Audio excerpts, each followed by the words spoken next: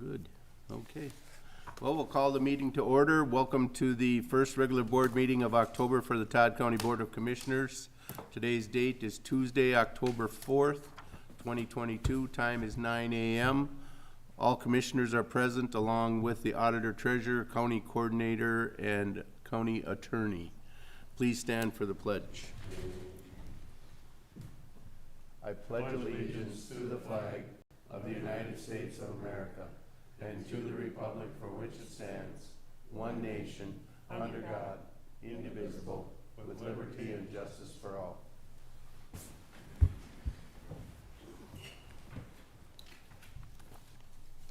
Okay. Any amendments to the agenda? Mr. Chair, I Yep. have a question on, let's see, it would be on 13.1.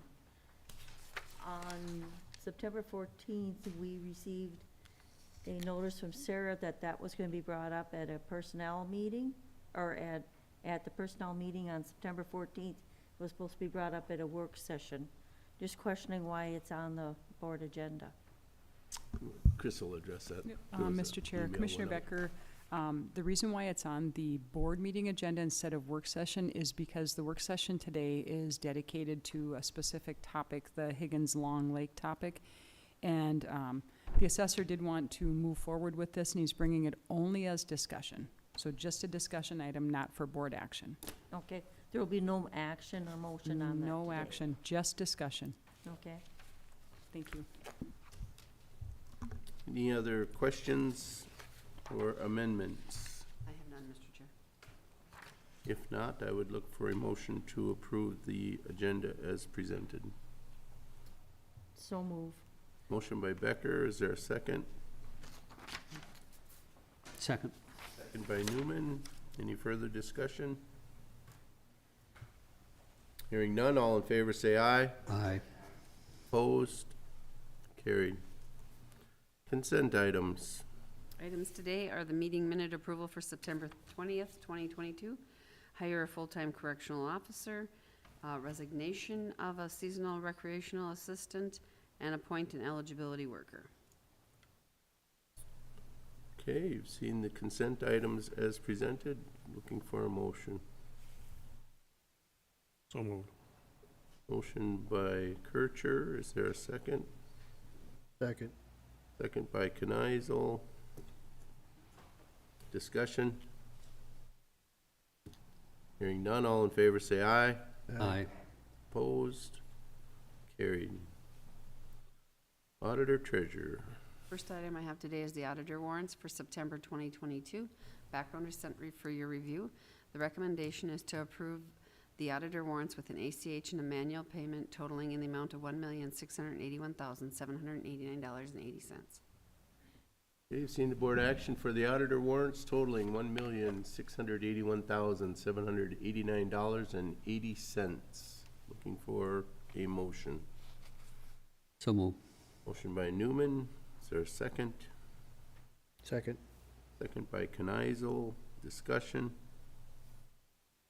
Hearing none, roll call. Commissioner Newman? Yes. Commissioner Kneisel? Yes. Commissioner Becker? Yes. Commissioner Kircher? Yes. Commissioner Erickson? Yes.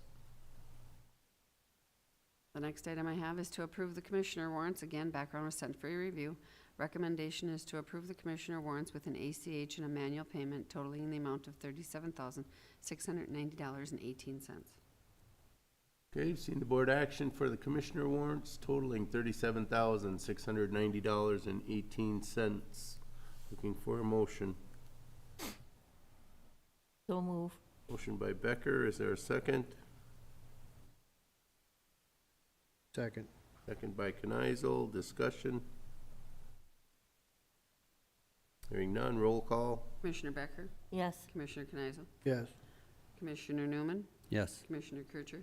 Yes. Commissioner Erickson? Yes.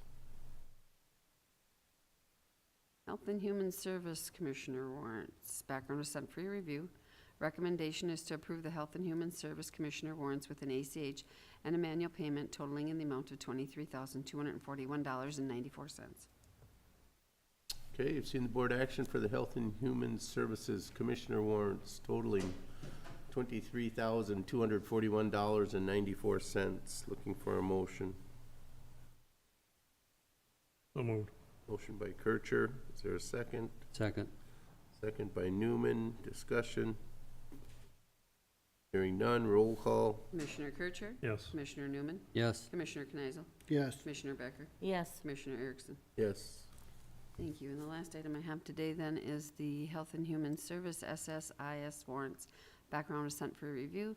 Recommendation is to approve the Health and Human Service SSIS warrants with an ACH and a regular manual payment totaling in the amount of $100,496.48. Okay, you've seen the board action for the Health and Human Services SSIS warrants totaling $100,496.48. Looking for a motion.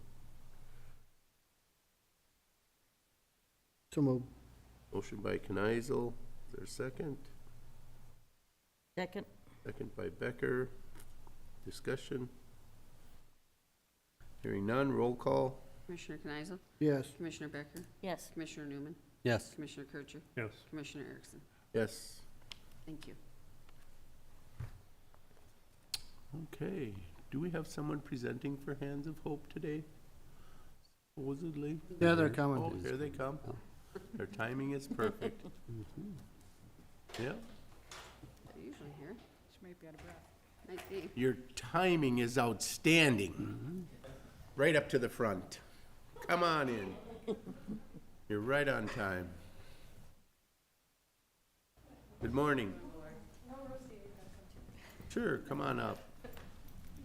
Pull another chair up. How's everyone this morning? Good, thank you. Good. Welcome. Thank you. I'm going to read our proposed Domestic Violence Awareness Proclamation for Todd County. Okay. Can you hear me? Okay. Whereas domestic violence is not just a family issue, it is a crime and therefore is a concern of all Minnesotans. Victim rights and offender accountability need to be taken seriously with the utmost concern. And whereas agencies such as Hands of Hope Resource Center work diligently to advocate and support the victim survivors of this crime by assisting them through the criminal justice system, by providing resources to assist survivors to move forward, to find housing, safety, support, and encourage their move from living with violence to a safe and secure living situation for them and their families. Whereas resources and support are provided to all victims by professional trained advocates with care and compassion at no cost. To date, in 2020, our program has served a total of 87 men and women, 47 of which are new for the first time in 2022. This number is down from last year, and we're hoping to see that trend continue into fiscal year 2023. We do, however, know that there are many domestic violence incidents that no one ever hears about. Whereas Hands of Hope Resource Center will continue to advocate and support survivors as they search for justice and safety, our hope and our request are for continued support from our judicial system, our law enforcement, and our communities in Todd County. Therefore, we ask the Todd County Board of Commissioners to proclaim October 2022 as Domestic Violence Awareness Month in Todd County, and to continue to support Hands of Hope Resource Center in educating, advocating, and promoting positive change for those living with violence and abuse. Thank you. Thank you. Is there questions or comments from any of the commissioners? Thank you. I have just one. Just seeing that it went down was surprising to me. Do you have any idea how much it went down from? There was probably maybe 10 clients or Oh, yeah. so. So and it not wasn't- like a large amount? but- No, it wasn't a huge difference. But a positive thing. Right, but good to see some positive stuff, I absolutely. also think the year before was higher because we were dealing with some post-COVID. Sure, sure. People in close quarters. Back to our baseline now. Yeah, Yeah. that's a good point. Yeah, thank you very much. All right, so I would entertain a motion for the resolution that was read for the proclamation of the Domestic Violence Awareness Month. So moved. Motion by Kneisel. Is there a second? Second. Second by Becker. Discussion? Yeah, Steph, you want to introduce your new helper there?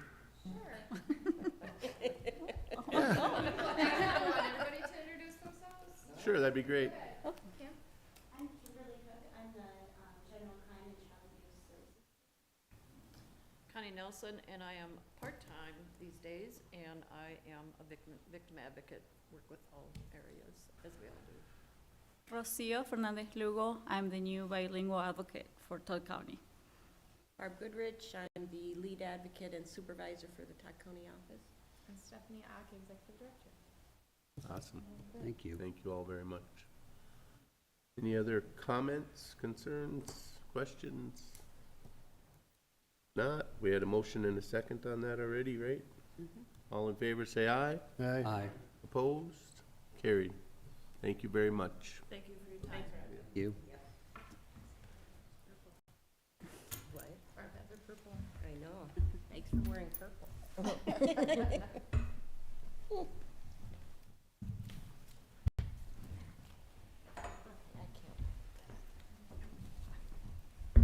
6 weeks. County Ditch. Good morning, Nancy. Good morning. I have 2 agenda items. The first one is County Ditch 22, hold harmless agreement for ditch maintenance. Recommendation, the Todd County Board of Commissioners approves the following by motion. Acting as ditch authority approves a hold harmless agreement petition from Kyle Pesta to clean approximately 1,320 feet of lateral 2 on County Ditch 22, located between parcel 1300-28800 Brian Ritter and parcel 1300-28500 Emmett Hoffner in Iona Township, Section 30. This project will be done at Kyle Pesta's own expense. Okay. And we have the agreement. And that's the section of ditch, and he's already got permission to clean the section north of that. Okay. All right, so we've seen the board action for the And I had approval of the. some pictures if anybody was interested. Oh, sorry. So it's extremely grown in with trees down across the ditch and stuff, so it definitely needs to be cleaned out. Looks like it's a mess. It is a mess. All right, we've seen the board action for the hold harmless agreement for ditch 22. Looking for a motion. So moved. Motion by Kneisel, is there a second? Second. Second by Newman. Discussion? Hearing none, all in favor say aye. Aye. Opposed? Carried. Second agenda item is to acknowledge receipt County Ditch 12 hold harmless agreement for ditch maintenance. Recommendation, the Todd County Board of Commissioners approves the following by motion. Acting as ditch authority, acknowledge receipt of a hold harmless agreement petition from Tom Miller to clean part of County Ditch 12 located on parcel 3900000200 West Union Township, Section 16. And I do not have a length of ditch on there because I need to research where the ditch actually ends. I think it actually goes farther into West Union Lake than what we have the design for. Okay. We have board action in regards to the acknowledgement of receipt of the hold harmless agreement for County Ditch 12. Is there a motion? So moved. Motion by Newman. Is there a second? Second. Second by Becker. Discussion? Hearing none, all in favor say aye. Aye. Opposed? Carried. Thank you. Thank you, Nancy.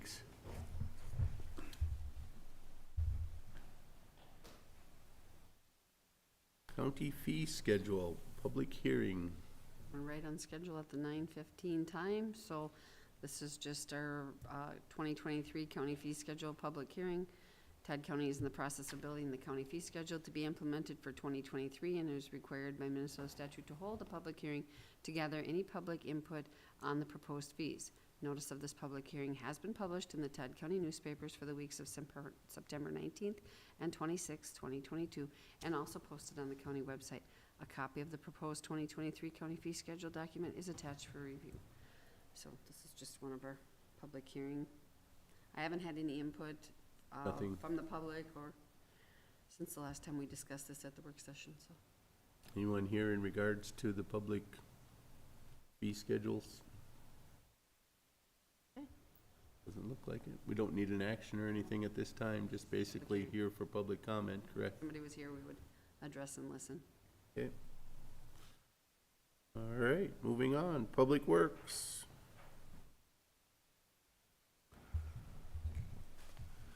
Well, good morning, everyone. Morning.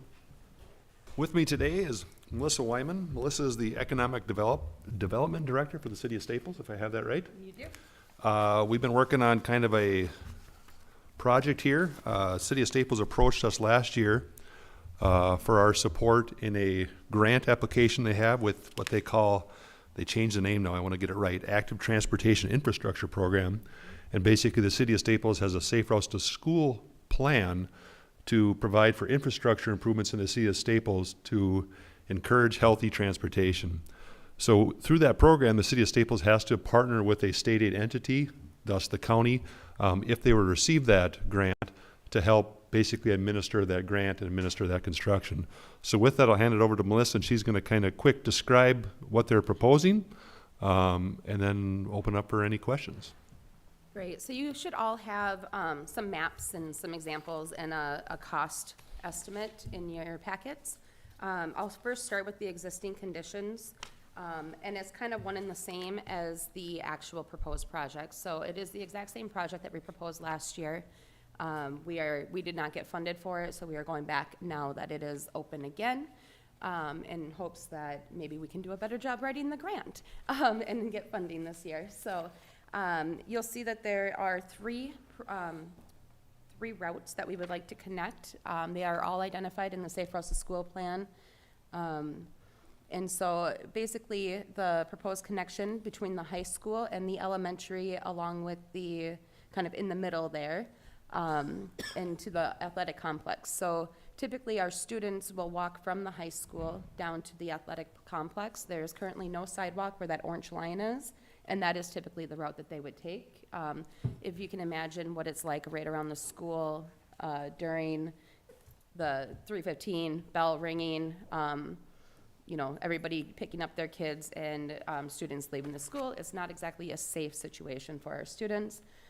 In addition, we don't have currently a very direct or safe route for the elementary students, which would be, of course, the higher risk when it comes We to. have a pointer if you want to point to Oh, sure. exactly where you're going. Thank you. So this was the first trail I was talking about here. The next one I'm referring to is this one here. It connects our highly traveled Legacy Trail to the elementary school and then the existing sidewalk up here. That right now, there's a lot of students that would come from the north side as well as the south side to get down to the elementary school. Right now, they have to either go here, which has no sidewalk, and cut over or over. We've found that most of the students come from the north side when they're riding bikes in the springs and when there's the opportunity to do so. So we would like to connect them from our safe bike trail over to the elementary school and then also. So if we made the Legacy Trail, if you want to point to that. Yep. That's the connection that goes north and south on the north-south corridor over the overpass. So it really connects the north side to the south side. So the kids on the south side can go over the railroad tracks, Highway 10, and then access the schools on the north. Absolutely. Thank you for the clarification. Sorry. No, Just adding thank to you, the- I appreciate it. If you scroll down a little ways, you'll see kind of where the Legacy Trail, the overpass would be right in this area here. This is kind of where the trail would start on the north side after that. Currently, there is no connection down into the town area, and so you can see the trail starts here and it goes all the way down to, if you're familiar with CLC, all the way down Airport Road. Here, you'll see there's no connection. A desire would be for both the students on the south side of town and the north side of town to be able to connect down to the high school, pending, especially the south side of town, to be able to get to that high school safely off the road. As you can imagine, this intersection here, Highway 10 would come in off of here. People are coming over the overpass. People are coming up this road from town to get onto the overpass into Highway 10, and then So this intersection here is a very dangerous intersection for students that would be trying to get to school from either end of town if they're going on this road here. So that would connect down to an existing sidewalk and then bring them up to the high school. Of course, it's focusing on students. That's where these routes are identified and prioritized through. Of course, it's great for the whole community overall as well. As far as maintenance goes, the city of Staples and the school district are partnering to maintain the trails that make more sense for each of the entities. So, of course, the one that cuts directly through the elementary, yard would be maintained by the school district. This one along the Airport Road, connecting down to the high school, that would be maintained by the city. And there'd be some sort of coordination between the high school to the elementary school, pending which location it is. So there is a agreement there with them. So that is the overall project. The actual total project, and you have, I don't know if it's above or below, there it is. Total project is $532,900. We can ask for up to 100% minus any,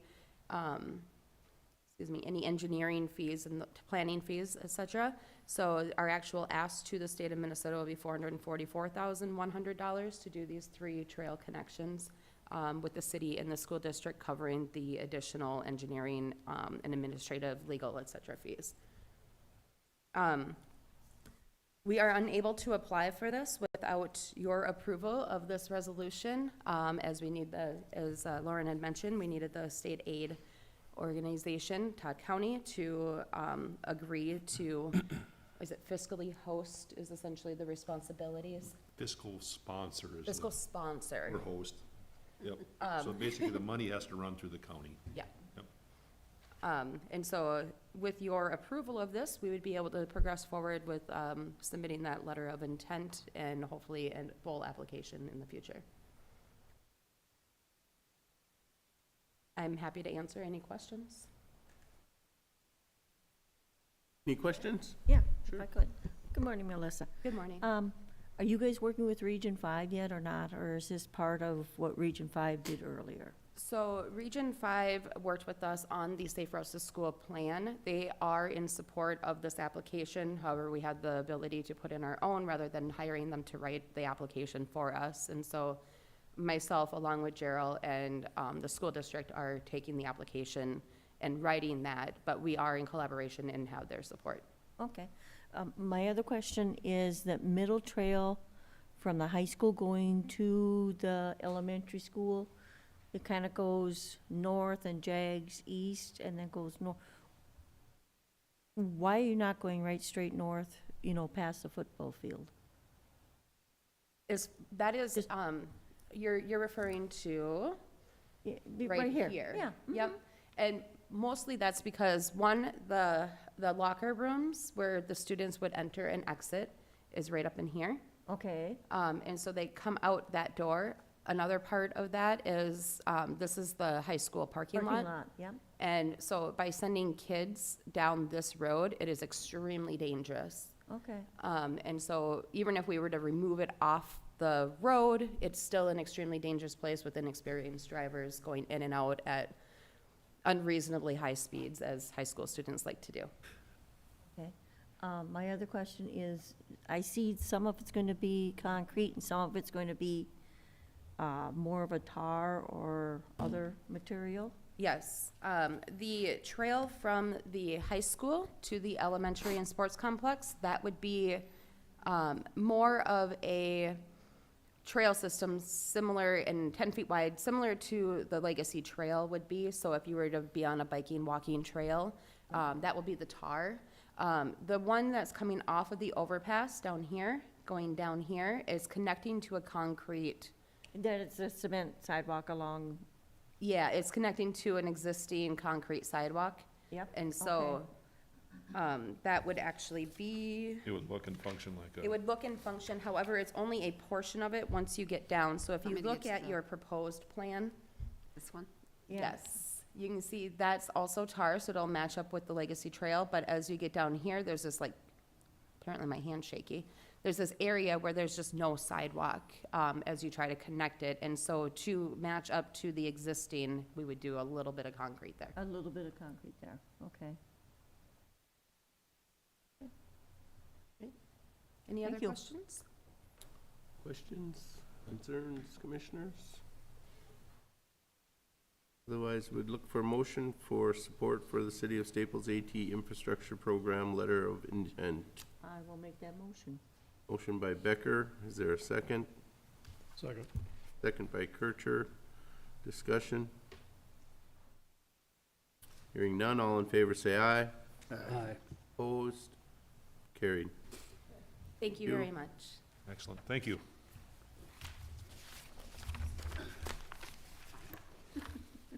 Thank you.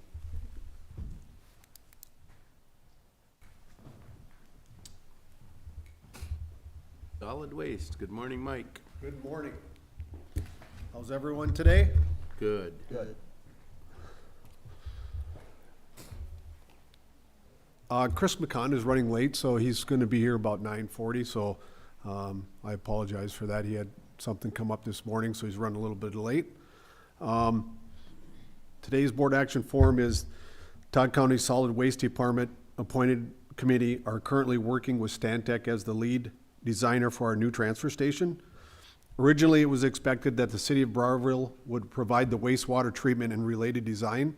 The estimated cost to extend the sewer main to the edge of the property is approximately $200,000. For technical reasons, the city is not willing to treat our wastewater.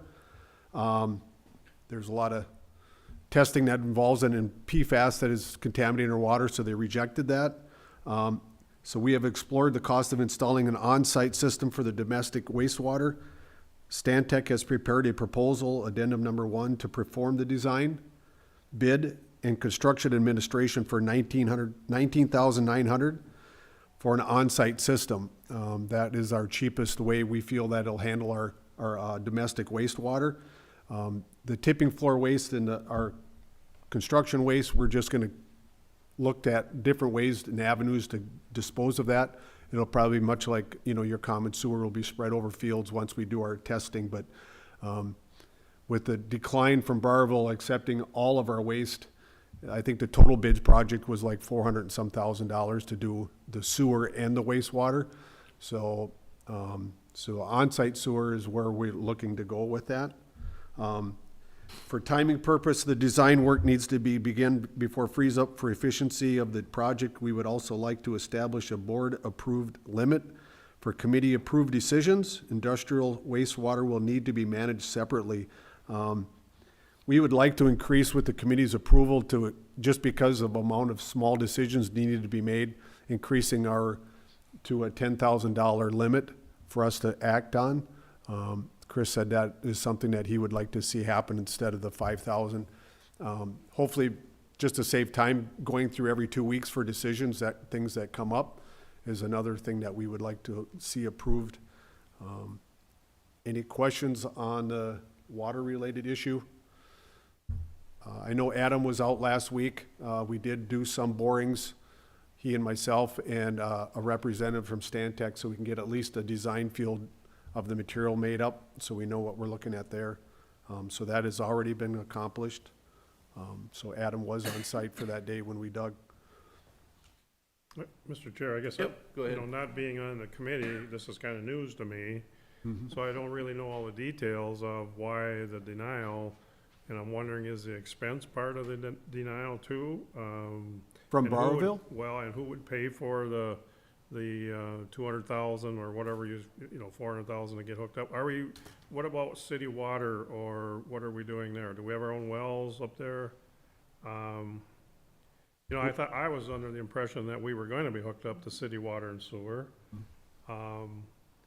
And so now this is kind of a surprise to me, so I don't know all the details, so. Right. We are going to be hooking up city water and sewer, or city water. The sewer situation is, because of the tipping floor waste, there's some chemicals that come off and which leaches from our garbage trucks and that stuff that go into dumping. And they are reluctant because they don't know some of the regulations coming from MPCA down the road. So Barville just declined not to take any waste from us. So we were hoping to hook up to city water and sewer, but according to their engineering designs team that the city of Broward used, they declined our proposal to accept their wastewater. So right now, the only thing we can do is create our own waste using our domestic sewer system. And otherwise, we have to truck our tipping floor waste to different places. I know there's a place in Fergus Falls that will handle that also, but we won't know that until we can actually do testing of the material that is in our tipping floor waste, if that makes sense. Well, it does, but it kind of, I'm just a little beside myself that they won't accept our sewer, and, you know, that's a big thing to us. Now, if we would put in a septic system of our own, what is the lifespan of that septic system, handling our waste, chemicals or whatever? So are we gonna be redoing this every 5 years, have to redo our system, or every 10 years, or? The sewer system will just be handling our domestic waste. All our commercial waste water that comes off our facility will be in holding tanks. And what we will do is use a pumper, and then depending upon the chemicals that are associated with our waste, we can just treat it by land or spraying it on fields. But we won't know that until we can actually get time to test the material that comes off our tipping floor waste. Well, the city of Barville accepts the system from Dan's Prize, which I'm assuming has a number of chemicals that go into their system. And I understand kind of slightly, ours would be a little different than what they're dumping into the system, but I mean, how much are we talking about when we talk about the number of chemicals we dump into the system? Are we talking a huge amount, small amount? They anticipate the size of our facility is similar to Fergus Falls. They usually run around about 20,000 gallons a year of wastewater that comes off just their tipping floor. So it's a relatively small number. The septic system itself, typical design is probably 20 years, I would guess, out of that design. The lifespan of a normal sewer system. I think the key here is that PFAS stuff. Yes. That's because everything's got PFAS in it, and so you get garbage laying on the floor, PFAS is gonna end up in the water. Mr. Chair, if I could continue with Dave's questioning. How do we know that they're going to allow us to spread this chemical on fields? I mean, we're guessing at that, correct? And the other question is, how are the other solid waste facilities in other towns? Are other towns taking their wastewater in? Right, that would be an avenue. If we can't use by the testing and can't land spray it, then we would have to probably haul it either to St. Cloud, I believe has a facility that will handle PFAS wastewater, or we'd have to truck it, I believe, to Fergus Falls. What does Fergus Falls facility do? Where do they dump theirs? Do they go into city water up there, or no? They handle their treatment, I believe, to the facility. Their city sewer or their city wastewater treatment plant is where that water goes to, and they pay for that treatment. So they have that capability to handle that. Have we discussed paying for that treatment with the city of Barville, or no? Well, they've completely rejected our wastewater, so the only thing that we can do is we're hooking up to city water, but that is all we are gonna get from them, so. And they just don't know. This PFAS thing is just relatively new, and they're scared of it, and they don't know how they would handle it. So I think that's where it's at with that, so. So, Mr. Chair, last Monday night, Sauk River Watershed had their meeting down at the water treatment plant in St. Augusta. I was shocked as hell that they're pumping the sewer from St. Joe to that facility, along with St. Cloud, Sartell, Sauk Rapids. There's a couple other towns, St. Augusta. So, you know, all the chemicals that are going into that system, and they were taking it out, and they said, yeah, you could probably drink the water that's coming out of there before they discharge it into Mississippi. But I can't see why Barville wouldn't accept us. Yeah, I wasn't there for that when they had their design meeting with that, but that's you know, that was something that they chose not to do with their engineering company that represented Browerville. So,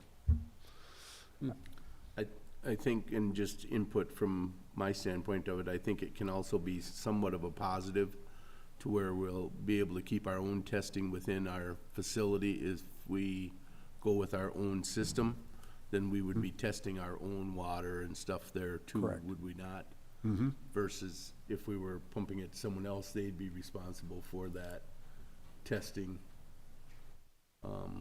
where we would have it going there. I think the big thing becomes the issue of we would be putting this water in with the rest of their stuff, and I don't know if their system is set up for handling that kind of stuff yet or not, or it's kind of a specialized new thing, like Gary was saying, where it's becoming a bit of an issue, but.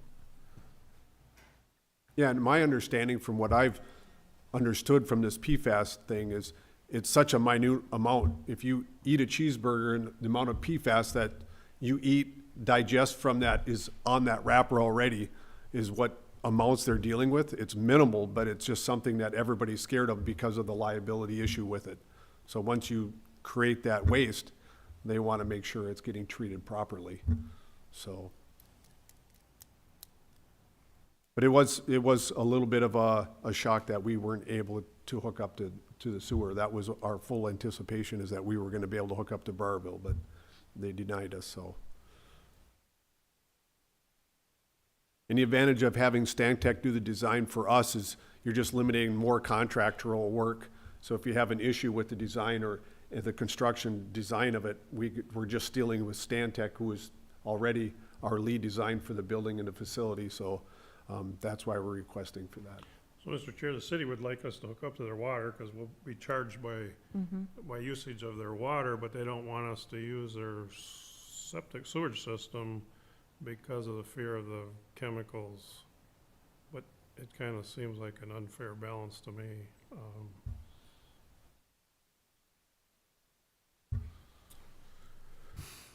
I don't know.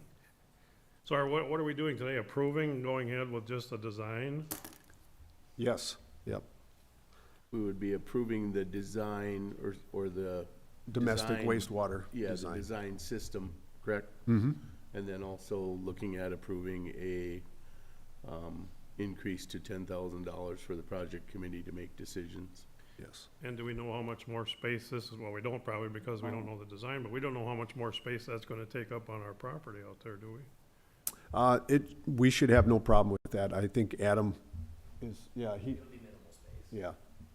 The actual design system of the wastewater, and I think that's what's confusing here, is the domestic wastewater from the bathrooms per se and That is stuff like correct. that goes into a normal septic system. Granted, it's gonna be IE classified as commercial, but the actual amount of water usage or amount of waste going out of that facility is probably in comparison to a 3-bedroom house. I mean, it's truly not gonna be a lot more on a normal sewer system. So that sewer system, properly designed, shouldn't be any kind of an issue for a number of years to come. The wastewater from the floors that he's talking about goes into a sealed tank, at which time then is tested and whatnot, and then decided upon what can be done or where we can dispose of that. And I don't know, do you know the size of the tank perchance? That would be the holding tank? I mean, you're talking about, and we're guessing on some of these numbers, but you're talking about 20,000 gallons a year.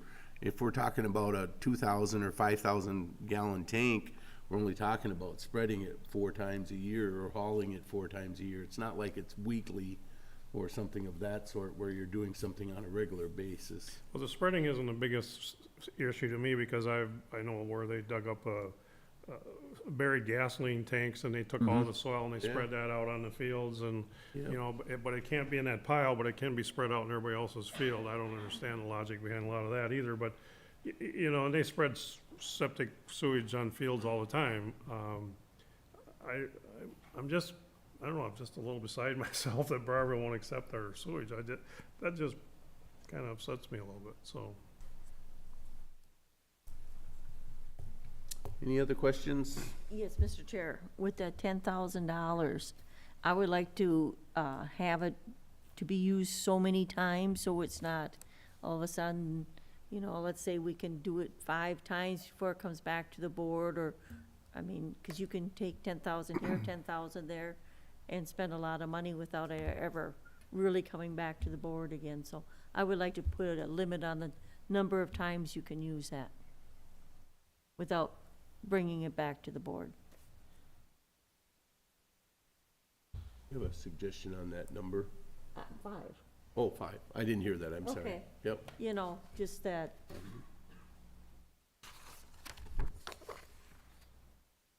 Okay, so that would be an add-in to the yeah. option line number 2 to authorize project committee to make up to 5 decisions exceeding $10,000 or up to $10,000. Up to $10,000. Okay. Any other comments, questions? Otherwise, I would look for a motion to, Mr. Chair, yes. I believe Chris Did- has something Chris, to did add. you have more Sorry to about add? that. Chair, just to clarify, so it would be 5 decisions of $10,000 each? Yep, and then you would have to come back to the board to re-up that again, which gives you the Yeah. opportunity to be able to spend that 10,000 as you needed it, but not to multiply that 10,000 into 50, 60, 100,000 without coming back to the board. Mr. Chair, I'm still concerned about Barville saying no, and we haven't, and you said we weren't even at the meeting when they said no. Have we made any attempt to negotiate with Barville to say, okay, you said no, we want to talk about this issue? Has that taken place or no? Chair, and I apologize, I wasn't here to begin this. I had attended a meeting with Browerville. I believe Coordinator Pelzer was there, and Commissioner Lauren was there, wasn't he? Lauren was there, thank you, yeah, and, Mr. Lin, I can't remember his name, Luwaji. Yeah, Kent, yeah. Luwaji is the consultant from Bolton and Mink. And in general, Browerville was going under the, counsel of their engineer on this. And, as, I think Mike did a good job of describing it, the PFAS issue is really more of a political issue, than anything, because it's just an unknown. And so I don't think Browerville is, you know, they're not experts in wastewater. They're going under the counsel of their engineer, who told them not to do it. In as much as that's a difficult situation, there are other parts that made it easier to me to recommend going with the on-site system. And one is that what they also want to do is they wanted us to extend the sewer. If this table here was our property, they want to extend the sewer from the, gotta get my directions right, from the northeast corner of the property to the northwest corner of the property to the northeast corner and cross the entire frontage. That's often what is required of developers, is to extend those utilities across the entire property. With that being done, the estimated cost just to put the sewer main in, not bring it into our property, but just along that right-of-way, was $200,000. So for us, the design fee plus the installation, and we consulted with Adam on this, is, you know, less than $200,000. So even if they were to say, go ahead and do it, I don't know that we're really saving a lot of money, if any, by using Browerville for sewer. The water is really important because of fire suppression. We're required to put fire suppression in. Your past building was, because of, it was essentially grandfathered. Right. And so for the domestic drinking water, we could use a well. But to supply water in case of a fire for fire suppression, we need high volume capacity. And that's where we need Browerville's Well, when you water. talk about saving money, Chris, so, you know, did you look at short-term versus long-term? You know, For, well, if you're saying, well, we're gonna spend a lot of money up front, but in the long run, then what is all this gonna cost us also? That's what I Sure. wanna think about when we do these projects, is, you know, in the short term, you might spend a little more money, but in the long term, you might save money, so. I did not look at Browerville's fees, but if we have an on-site system, there are very little fees associated with that. If we're part of the city's sewer system, we have to pay for our usage fee. So on the sewer side, I think that this recommendation is actually also cheaper for the operation and maintenance cost. On the water side, there's a lot of problems. The only other alternative, if we didn't use the city's water for fire suppression, is if you put in a well, which is, it would have to be a larger well, and even, you know, like a 4-inch well would not be capable of providing fire suppression. So you also have to provide a reservoir and a fire pump, which sits there not running for 10 years. And the day that you have a fire, that needs to turn on and run and supply that fire suppression, where, there's a significant amount of operation and maintenance costs.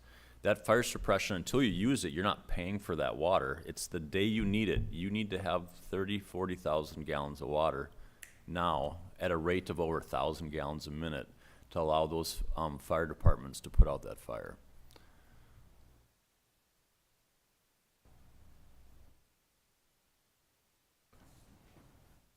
Any other questions, discussion?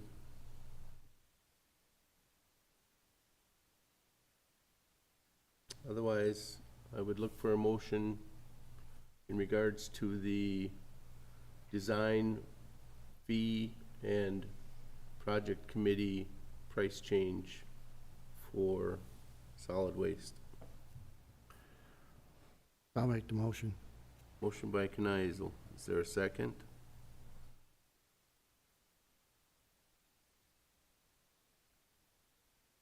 Is there a second? I'll second it, but I would like to add to the motion that we continue to have discussions with the city of Barrville. And we gotta have representation there as a board.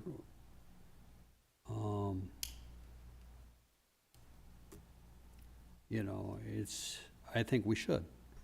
Cause I wasn't My aware district, I why. never even knew about the meeting, so, sorry. What's that? I said it's my district, I didn't even know about the meeting, so. Well, join the club. Mr. Chair, we did have an invite to Commissioner Kneisel, and he just wasn't able to make it to that meeting. Was it a council meeting? No, It was a just meeting with the meeting in city of afternoon. Browerville, and Chris and Lauren was there as an engineer representative. I kind of agree with Randy, Commissioner Newman, that when we have these meetings, if not one commissioner can't show up, there's 5 of us. Go down the line, and you should have 2 commissioners there. Decisions on, we gotta know what's going on. And Mr. Chair, it was really just a spur of the moment that Commissioner Kneisel, it was like right at that moment he was unable to be at the meeting, so. But I think we can continue discussions with the city of Browerville, make sure that we have the proper representation. When are there council meetings anyways?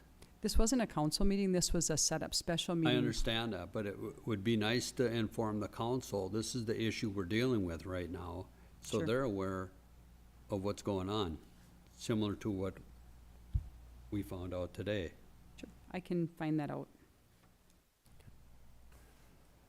Okay, we have a motion and a second for, Mr. Chair, I think Randy added something though to the, did you add something to this? or he no? just wanted to add that we would stay in We- communication with, We continue discussions with the city of Barrville. I think that was caught and added, correct? Yep. Okay. So we have a motion and a second in regards to the addendum and for the ability to go up to $10,000 on changes for 5 times, and also the continuing communication with Barrville, city of Barrville. All in favor, say aye. Aye. Aye. Opposed? Carried. Thank you. Thank you. Thank you.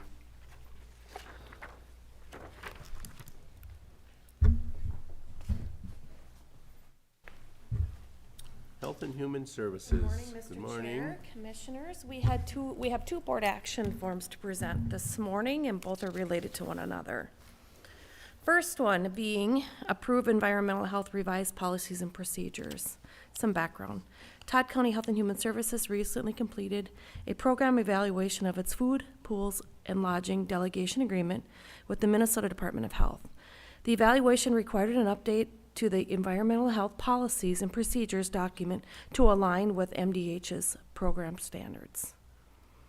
Some options: to approve the revisions of the environmental health policies and procedures document or to not approve. It's our recommendation that you consider approving the revisions of the environmental health policies and procedures document. There is no, it is budgeted. Catherine, I don't know if you want to go over what changed or what was. If you want to scroll ahead, Denise, that'd be great, to the page 11, I believe it is. It's really something pretty minor, but required by the state. So every time we update our ordinance, we need to, keep going, it's 1.17. I think it's highlighted. Yellow. Yeah, it's highlighted in yellow at the end there. Thank Yeah, you. you know. I don't know where she's I tried to going. make. You got a lot in here. I know, it's There a we lot. go. Okay, so, and keep scrolling to the procedure. This is basically what we had to add, which is basically outlining that when an ordinance is drafted or amended, it needs to be submitted to MDH for review and comment prior to enactment. Then it will come before the board to be presented for approval, and then upon board approval, we need to make sure we get a copy back to them of any new and amended ordinances within 30 days. We had a 40-day window on our last one, so we need to ensure we get it to them within 30 days. That's really the only change we made. Okay. We've seen the board action in regards to the revised policy and procedures. Looking for a motion. So move. Motion by Becker. Is there a second? Second. Second by Kneisel. Discussion. Yes, Jackie, was there any other, I read through the policy, there wasn't really any changes that I seen at all. No, I updated it to Morrison County Health and Human Services, which they recently changed their name. Otherwise, no, there haven't been any major changes. Anything else? Mr. Chair, just, how long do they have to get it back to us? I gave them about 10 days. Oh. They also did review this document, and the contract will present next for review. So Okay, they want to okay. see everything Just wanted prior to see how fast that procedure was gonna go. I will say MDH has been very good to us. Okay. Part of this issue is they just want to see everything, Sure, absolutely. which is, it's part of our delegation We agreement. want them to see everything we do, absolutely. Thank you for the question, though. Okay. Any other questions? Discussion? All in favor, say aye. Aye. Opposed? Carried. Thank you. All right, our next and last board action form is the 2023-2024 Sanitarian Services Contract. Some background: Todd County Health and Human Services contracts with Morrison County Health and Human Services to have registered sanitarians inspect and enforce Todd County Health and Human Services Unified Environmental Health Ordinance for food, beverage, and lodging establishments, manufactured home parks, recreational camping areas, youth camps, and public swimming pools and spas. Attached is the contract that will be effective January 1st, 2023 through December 31st, 2024. Your options are to approve the 2023-24 Sanitarian Services Contract with Morrison County or to not approve. It's our recommendation that you approve the contract that is there in front of you. It is a budgeted item. Okay, you've seen the board action for the 2023-2024 sanitary and services contract with Morrison County. Looking for a motion. So move. Motion by Newman. Is there a second? I'll second it. Second by Becker. Discussion. Yes, I'd just like to make a comment that has been, for the past many years, it's been very good working with Morrison County. They've got very good people to work with. Very nice, yes. We are very happy Very with what supportive they of them. offer. Thank you. Any other discussion? Hearing none, all in favor say aye. Aye. Opposed? Carried. Thank you.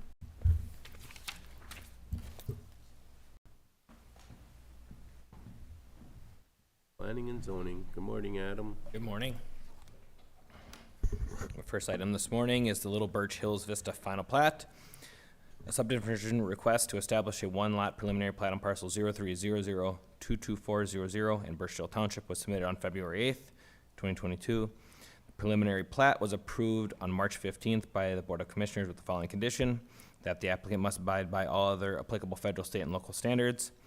Planning and Zoning has completed the review of this application and determined it is ready for final platting. The option would be to approve the final plat as presented or to deny the final plat. The recommendation would be approval of the final plat to establish Little Birch Hills Vista. Okay, seen the board action for the Little Birch Hills Vista final plat. Looking for a motion. So moved. Motion by Newman. Is there a second? Second. Second by Kircher. Discussion. Hearing none, all in favor say aye. Aye. Opposed? Carried. Okay, and then these are our run of violations from the work session last week. First is the Tim Forcier fourth year violation assessment. This is on parcel 150079700. Failure to take corrective actions to resolve miscellaneous public nuisance items. Again, the update was provided at the September 20th work session. We haven't had any contact with Tim in several years. This would be for another $3,000 assessment. From the third year on, it's $3,000 per year for the fee schedule and the way this was set up. So this would be a $3,000 assessment for 2023.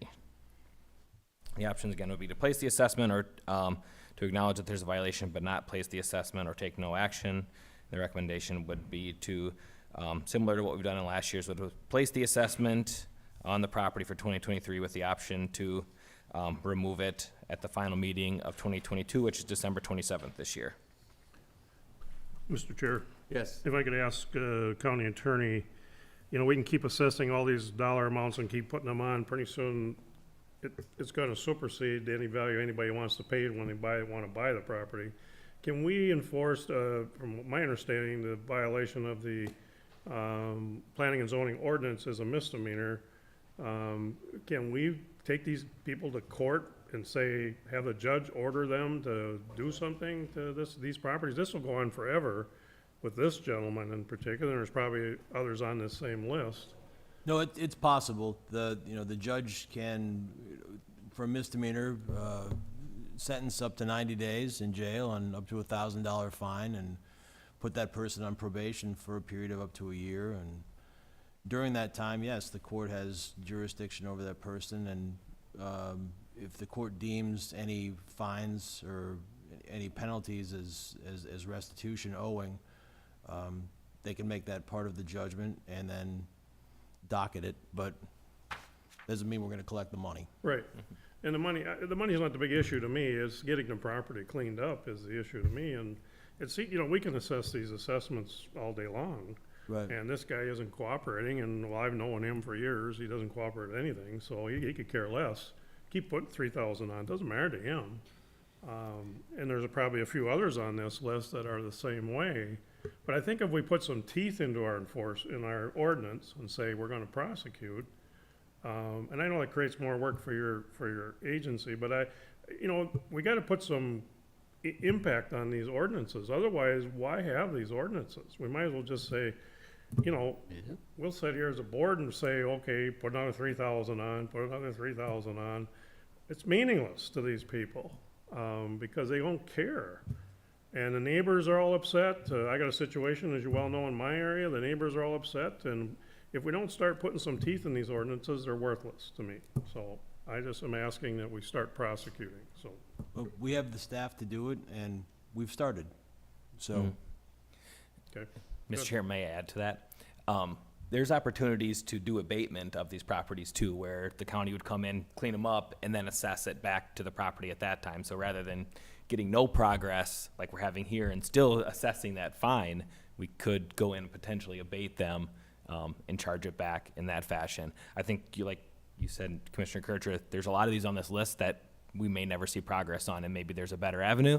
This program, what was set up in 2019, was really successful on some of these smaller things, but these larger properties that have mass amounts of stuff are just maybe this isn't the right avenue on some of them. Well, if you look down the list, we're on fourth year, third year, third year, third year, third year, third year. Well, how long is that gonna go on? Yep, I hear you, and I agree. And Mr. Chair, where does this $3,000 go? Well, might have to go for a cleanup, but we'll never get it, Randy. I'm just asking. We'll never If get there's- it. There's been people on here that have paid before, where did that $3,000 go? It's assessed back, it gets credited back to his fund. So it goes back into the county funds, if they pay it. But we're in a situation where a lot of these are getting They ain't up paying it. there. I'm just, So now yeah. they're not paying their taxes, because you get a tax amount with a 3,000 bill added on it, then they just But then walk away. after 3 years, it would come Exactly. tax forfeit. And then you still got a mess there. Well, at least you own the. And I guess my other question is, when we talk about the county ordinance, is there an enhanceable, line in there that makes it go from a misdemeanor to a gross misdemeanor and so forth? No. No, there isn't. So a misdemeanor is generally taken as a simple offense. And so a misdemeanor has no impact on a lot of people. I mean, I can get picked up for speeding, it's a misdemeanor. So, you know, I think we should look at having some enhanceable, paragraphs in there that say, after 3 years or 4 years, we're gonna go to a gross misdemeanor, which has a bigger impact, John, as you know, on people. And it's just a thought that I think the board should consider, so, or planning and zoning, so. And whether you think it's okay to do that or not, but I do appreciate you saying, John, that you would prosecute, because we didn't have that in the past, so, thank you. Mr. Chair, just to clarify, when I said the county budget, it's actually the planning and zoning budget Right. receives that money back. Mm-hmm. If it's paid. I haven't looked recently, there's a lot of these that don't get paid. You're right. Okay. We had a board action in regards to the Timothy Forseer fourth year violation assessment. Looking for a motion. So moved. Motion by Kircher. Is there a second? Second. Second by Kneisel. Discussion. Hearing none, all in favor say aye. Aye. Aye. Opposed? Carried. Wagner. Okay, next, the Timothy Wagner third-year violation assessment. This is on parcel 19-002470 in Moran Township for another public nuisance, trash, junk, inoperable vehicles. This one actually just changed ownership. We've tried to make contact with that owner to see if we could make some progress and have not been successful yet. But I think similar to the last one, I hope to see some progress or at least have a plan of action before the end of the year. So since this one is a third year, it'd be a $3,000 assessment placed in 2023. So the option would be to place that assessment, to acknowledge that it's a violation and not place it or take no action. The recommendation would be to place that assessment for 2023 with the opportunity to remove it by December 27th. Okay, you've seen the board action in regards to the Timothy Wagner third year violation assessment. Looking for a motion. So move. Motion by Becker. Is there a second? Second. Second by Newman. Discussion. Yes, being this property is sold, that amount has to go on the new owner's taxes, correct? Right. Is the new owner, I mean, when he goes in and signs for his property and all this, is he aware of that assessment before he bought the property? That is on the buyer's responsibility to do their research. That's why Okay. they have title and abstract people that do the research on the So the property. title or abstract should hoping- have been, okay, That somebody disclosed that at the time of their purchase, okay. but that would have been disclosed at their closing. But see, wouldn't it, the money that, oh, who was the first owners? Wagner. Wouldn't have he had to pay that to clear the property?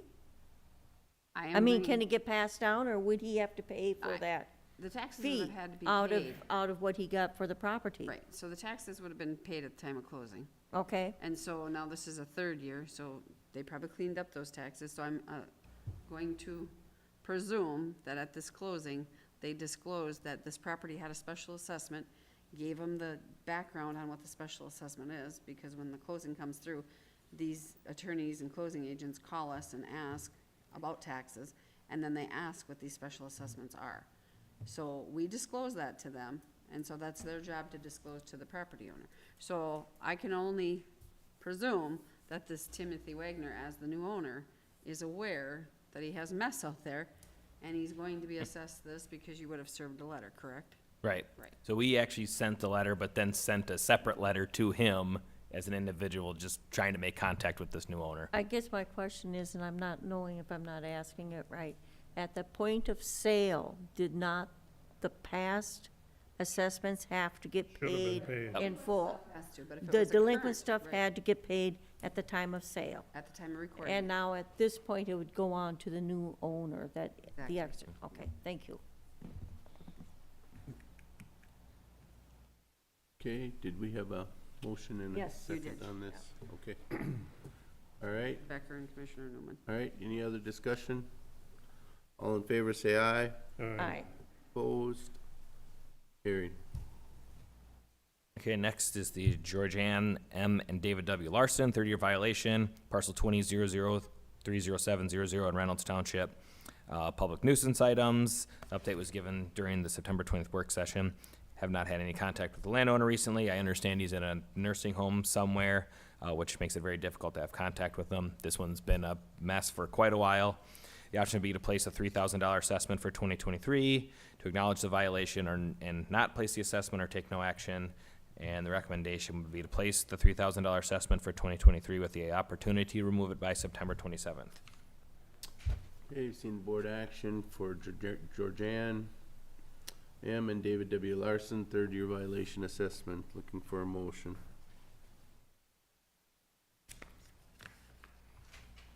So move. Motion by Kircher. Is there a second? I'll second it. Second by Newman. Isn't Georgianne dead? Her name's still on the property, though. Okay. Any other discussion? Hearing none, all in favor say aye. Aye. Opposed? Carried. All right, Jeffrey J. and Christine Kuhlman, third-year violation on parcel 2100400200 Round Prairie Township, in violation for public nuisance items for old cars, a trailer home, and structures in need of repair. Again, the update was provided during the September 20th work session. Haven't had any contact with this landowner in quite a while. They put the fence up last summer, but then there was no additional efforts to clean anything up. The option would be to place the motion for a $3,000 assessment, acknowledge a violation and not place it or take no action. The recommendation would be to place the $3,000 assessment for 2023 with the opportunity to remove it by December 27th. Okay, you've seen the board action for the Jeffrey and Christine Kuhlman, third-year violation assessment. Looking for a motion. So move. Motion by Newman. Is there a second? Second. Second by Becker. Discussion. Yes, Mr. Chair, I've been dealing with this one for like 10 years, and nothing gets done. Ever. So we're throwing money at it, we're not getting anything, we're not, and it's right on 71, so everybody driving by can see it. Yeah, I just similar to the first ones, I think this is one that might be a candidate for abatement if nothing is taken care of in the near future. But think about that, 10 years, I mean, I was dealing with it with Tim Stieber. I believe we took these individuals to court, and nothing ever got done. So, it feels like I'm just sitting up here spinning my wheels on some of this Sure. stuff. I don't get it. Any other discussion? Hearing none, all in favor say aye. Aye. Opposed? Carried. All right, William J. and Marsha K. Owen, third-year violation, parcel 2200070001, Staples Township. Violation for public nuisance items on permitted mobile home. The update was provided during the September 20th work session. There's been no efforts by the landowner to clean it up. We had contact with them several years ago and none since. The option would be to place a $3,000 assessment for 2023, to acknowledge this violation and not place it or take no action. And the recommendation would be to place the $3,000 assessment on the property for 2023 with the opportunity to remove it by September 27th. Okay, seen the board action for the William and Marcia K. Owen third-year violation assessment. Looking for a motion. So move. Motion by Becker. Is there a second? Second. Second by Kneisel. Discussion. Hearing none, all in favor say aye. Aye. Opposed? Carried. All right, Harold G. Harcum, third-year violation, parcel 25007500 in Fuller Township. Violation for accumulation of junk vehicles and other junk items that constitute a public nuisance. Options would be to place the $3,000 assessment for 2023, acknowledge a violation and not place it, or take no action. The recommendation would be to place the $3,000 assessment for 2023 with the opportunity to remove it by December 27th. Okay, you've seen the board action for the Harold Harcum third-year violation assessment. Looking for a motion. So move. Motion by Becker. Is there a second? Second. Second by Newman. Discussion. Hearing none, all in favor say aye. Aye. Aye. Opposed? Carried. Marianne Gerving, third-year violation on parcel 2500462000, Fuller Township, in violation for public nuisance items, including trash, junk, household garbage. Also, the structures there just continue to get worse and worse. There was an update provided during the September 20th work session. We haven't had any contact with the landowners anytime recently. The action would be to place the assessment for 2023, acknowledge a violation and not place it or take no action. The recommendation would be to place a $3,000 assessment for 2023 with the opportunity to remove it by December 27th. Okay, you've seen the board action for the Marion Gerving third-year violation assessment. Looking for a motion. So move. Motion by Becker. Is there a second? Second. Second by Kneisel. Discussion. Hearing none, all in favor say aye. Opposed? Carried. All right, Linda Jean Hansen, third-year violation, parcel 080036300 Fawn Lake Township, in violation for an open septic tank that qualifies as an eminent public health threat. Update was provided during the September 20th work session. The option would be to place a $3,000 assessment, to acknowledge it's a violation and not place it or take no action. Recommendation is to place a $3,000 assessment for 2023 with the opportunity to resolve it by September 27th. Okay, you've seen the board action for the Linda Jean Hansen third-year violation assessment. Looking for a motion. So move. Motion by Becker. Is there a second? Second. Second by Newman. Discussion. Yeah, have you had a discussion with her as far as getting a low income to replace that septic system? They're not living in the house, so they don't qualify for the grant program. You have to be the homeowner living in the house in order to qualify. But we've talked about that because they wanted to use the house. We talked with them that they just need to have it properly abandoned, and they haven't taken that opportunity either. They basically pushed it in and let it sit. And it's in the little town of Philbrook. Yep. So it's kind of a residential area there. Small lots with close quarters of houses there. But if it's an eminent public health threat, we should be going in there and taking care of it for them and then billing them for that. I'd have to double check with NPC on that process. There is typically timelines to update those things, but if nobody's living and there's no water use, it should just be abandoned.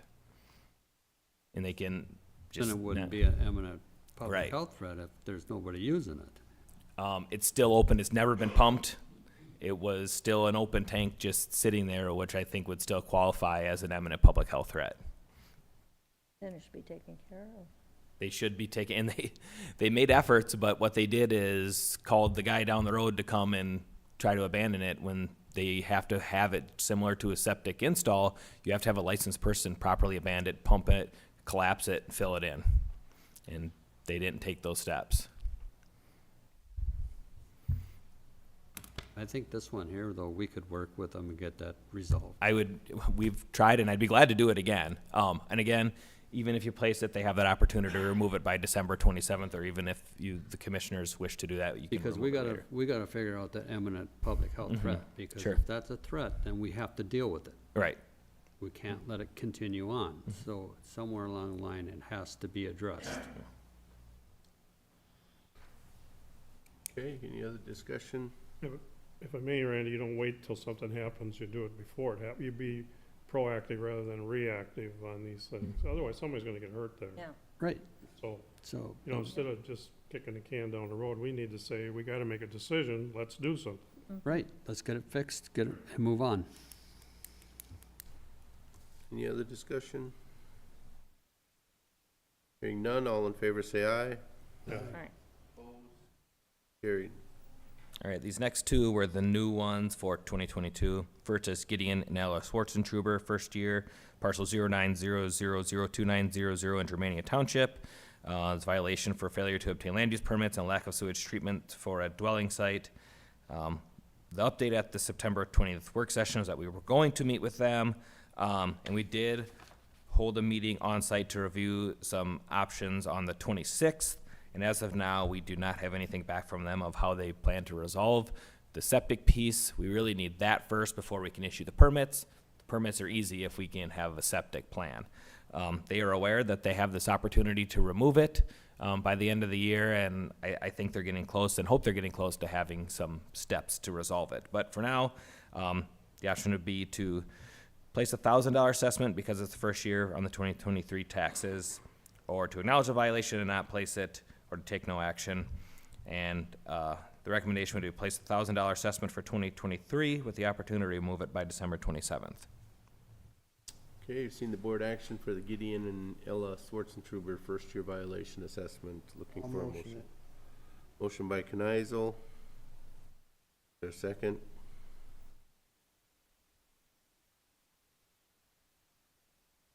Is there a second? Second.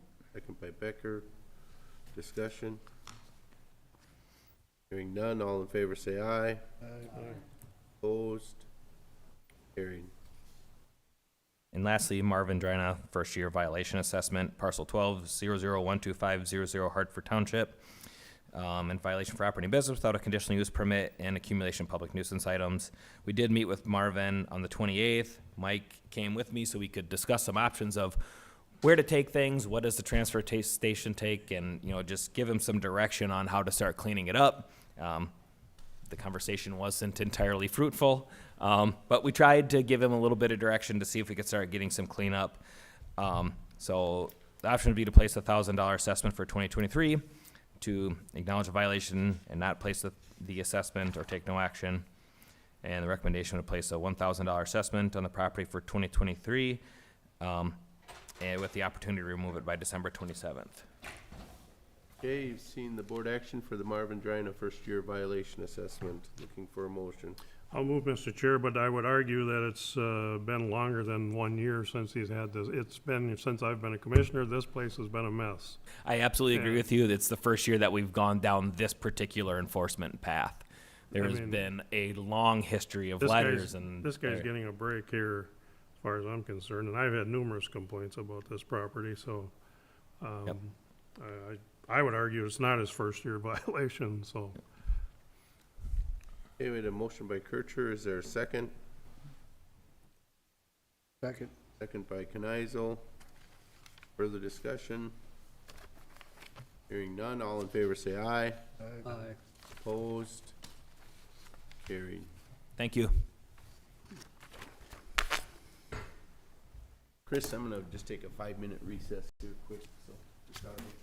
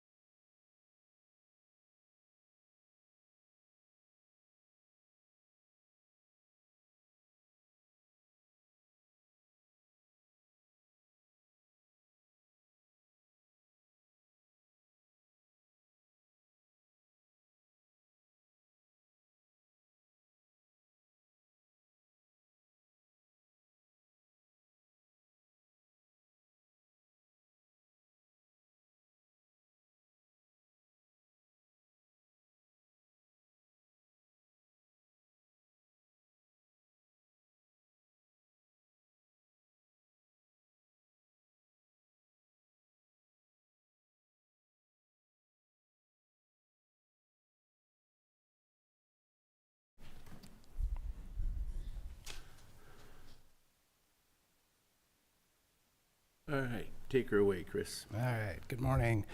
I am here today to discuss the possibility of creating and posting a part-time office assistant for the assessor's office. In front of you, you each have a job description that was handed out a few moments ago, and a small chart on the second page. The position that I'm describing today would be part-time position. Primary duties would be customer service and data entry, filing, basically assisting current staff. This position would be a frontline person that would be in charge of answering the phones, mail, day-to-day activities to make sure that the taxpayers always have somebody there in front of them. Funding has been approved by the Finance Committee. We have gone to personnel, and I'm here today just as a discussion to see if there's any questions or comments. The position is a grade 5. We currently have $30,400 allocated for 2023.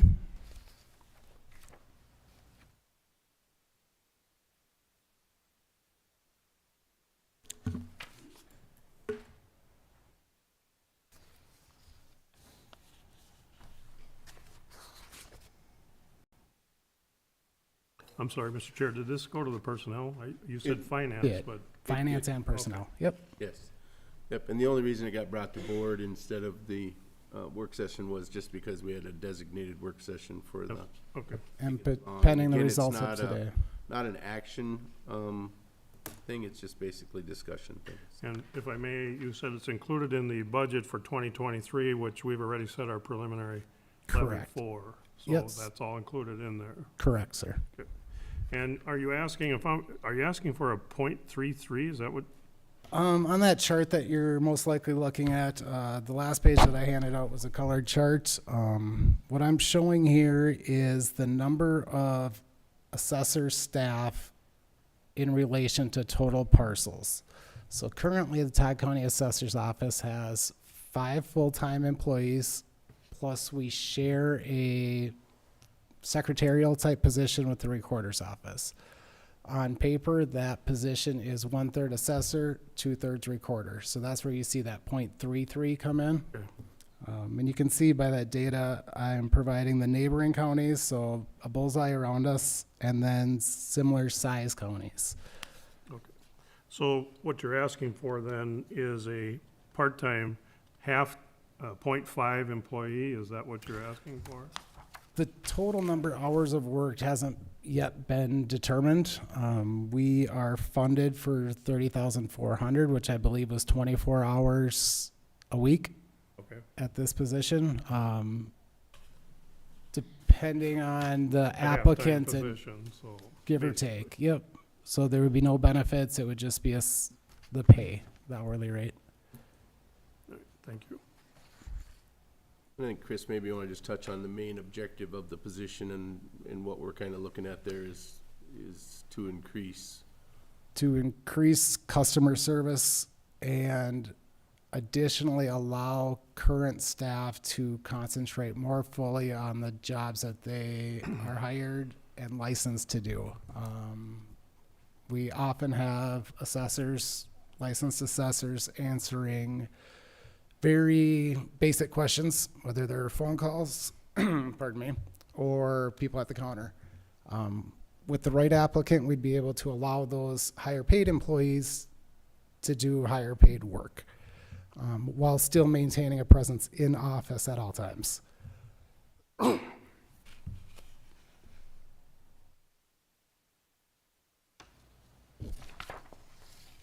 So if I may, Mr. Chair, if I dial your number, Chris, and you're not in, usually I get a voicemail, would it go to the staff person instead then to answer the phone? So the assessor main line currently rings 2 phones. It rings Jane, who's that .33 you see, and it rings me.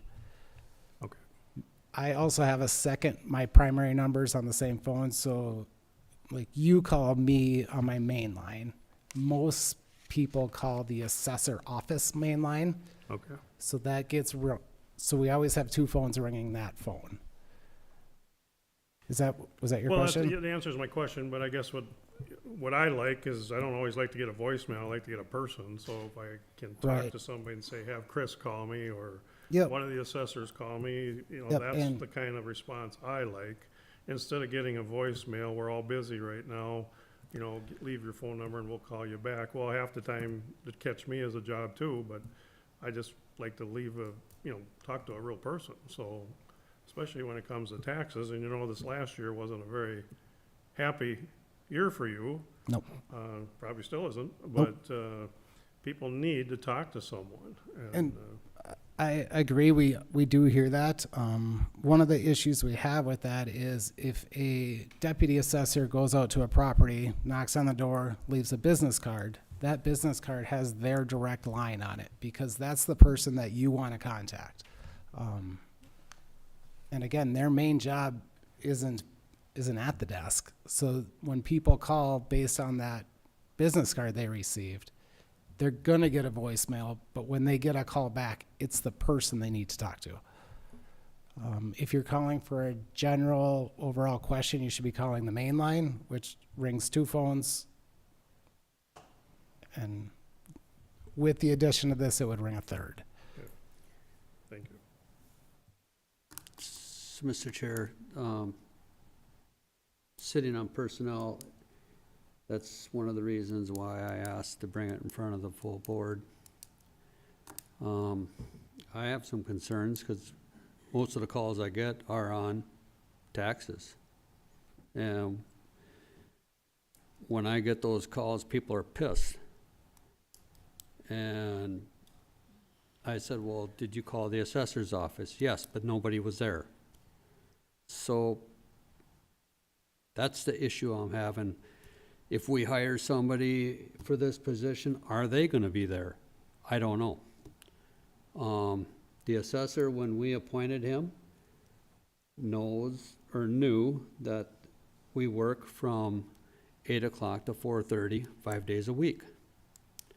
Okay, it's his responsibility to make sure that the constituents of the county get the service that they request. Okay?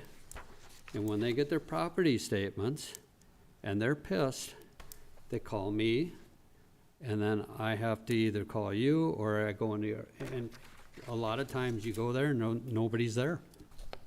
And I can see why it gets frustrating for them. Okay? Especially if they're from the cities, they come up on a Friday, they come into the office on Friday morning, nobody's there. And that just adds more fuel to the fire.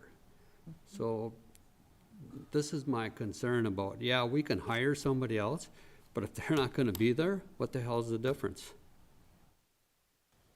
Mr. Chair, we did talk about that scenario at personnel, and I did go through the effort of determining when people were staffed. I looked at everybody's calendar.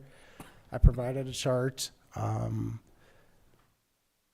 I didn't find time when there wasn't people physically working. That being said, I don't know if they were at all times physically in the office. Today, at this very moment, I am working, but I am not in the office. So those people are also not receiving that face-to-face if they're here right now. And what I would like to do is have a person that has a primary responsibility of customer service, and that's what I'm bringing here today. Right now, I don't see a licensed assessor's primary job as counter or phone work. I see that as making sure that the tax base, the tax capacity, the values and the classifications within the county are correct. And if we do that primary job first, then we're just overall more accurate and hopefully have less problems in the future. But if we have someone that is getting paid 24% less, their only job is to sit there and help staff and help taxpayers, that's what I vision this position being. So we would hope it will enhance service, customer service immensely. Correct. Mr. Chair, if I could? Yes. Hi, Chris. I think we had this type of discussion in January. And at that time, it was asked to have people behind the counter, or people called in to answer questions. When we had our AMC conference over in Alexandria, I believe it was an Aiken County Commissioner that made a comment. He says you have to be timely and courteous to the people who you call in. Well, I know, for instance, we called in tax time, and it took a day for us to get a call back. It just doesn't do anybody any good, and as a commissioner, I get the angry calls also, so I understand that. My other concern is your job description, I don't think matches the type of person you want to hire. The other thing is, if I'm coming and driving from the cities, do I want to sit and visit with someone that doesn't have the knowledge to give me the information I need? And I really believe that the office is open from 8 to 4:30. You need an assessor in that office, one of you, from 8 to 4:30, Monday through Friday, that can answer questions or phone calls. Mr. Chair, if I may, Commissioner Becker, I believe with the parcel count and with Chris's number of staff and showing that we already have a very high parcel count to the number of staff, that in that scenario, that would mean hiring an additional assessor versus an additional office support person. And if, I'm talking to Chris. Chris, how many of your people come in before 8 o'clock in the morning? it varies by the day. A lot of them. So they're Majority. here in the office when no one else can get in the courthouse. Yep, and thank you. And I realize they get a lot more work done. I mean, That's- they're not uninterrupted. When we- But part of that job is still meeting the public. And you So- can't meet the public at 7 o'clock in the morning if they can't get into the courthouse. If I may, one of the options that we had discussed was the possibility of not hiring a office support staff like I'm providing here today, but to rather hire a chief deputy assessor. So someone that has a license, that is accredited in assessing, that I guess you could liken it to the recorder has a chief deputy recorder. Exactly The right, yeah. Auditors have a chief deputy auditor. That would be, I would say, probably more than double what I'm proposing here as a cost. You have how many people working under you as deputies right now, Chris? 4. 4, and yourself would be 5. Correct. So if every person took 1 day a week to be downstairs from 8 to 4:30, right? That would Yeah. cover the time we need to That have would someone in the provide courthouse. And your- if it's not busy, they can do the work that they'd be doing at 7 o'clock in the morning during the time when people could seek them out if they needed to. It's, I don't know how we would possibly get, if you look at that last sheet, we're averaging 4,600 parcels per person. We look at other counties our size and the average is 3,100. That's 1,500 more per person that we're already doing. To take 1 day away and say we're gonna spend that time I'm in not- office is, I How don't many- know if we could do it. But they're in the office at 7 o'clock in the morning instead of at 4:30. Yep, and at that time, what they're typically doing is if an assessor goes out and they'll knock on 20 doors, measure 20 houses, check barns, outbuildings, conditions, that type of thing. They'll get back into the office shortly before it's time to leave, check in their car, plug their computer in, go for the day.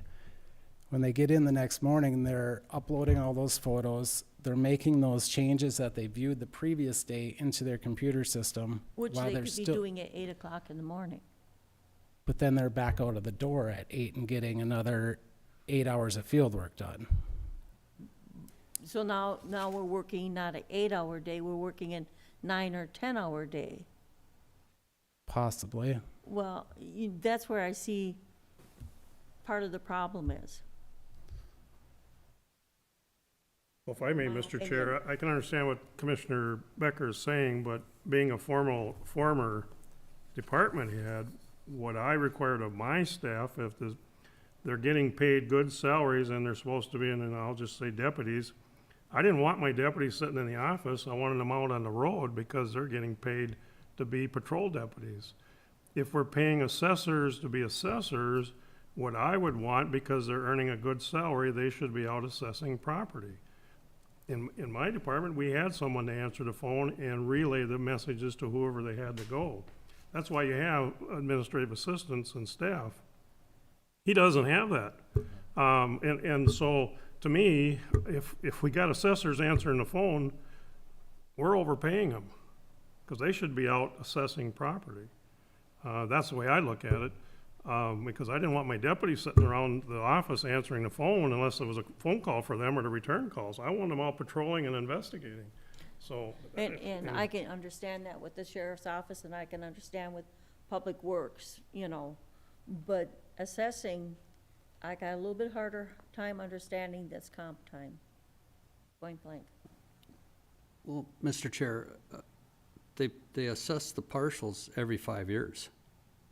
So there's 5 of them, and the only way they go out and assess if they got their area done is if somebody comes in and pulls a permit, because I can talk from experience. As soon as I pulled that permit, it wasn't within a couple months, the assessor was there and the card was in my door. So if they're working with planning and zoning, and right now, we just paid, $20-some thousand for pictometry to have photos. I mean, it's easing up the workload. It's not like it was 25 years ago when they physically had to go out, and in which they still do, but they physically go out. Statute requires Because physical now you presence. can just look at an aerial. I can Google your house right now and say, geez, what's Chris doing? Yep. So, But I mean, if I may- technology has eased up your department. Statute in a still way. requires physical presence on site. Once every 5th year, statute requires physical presence. Yep.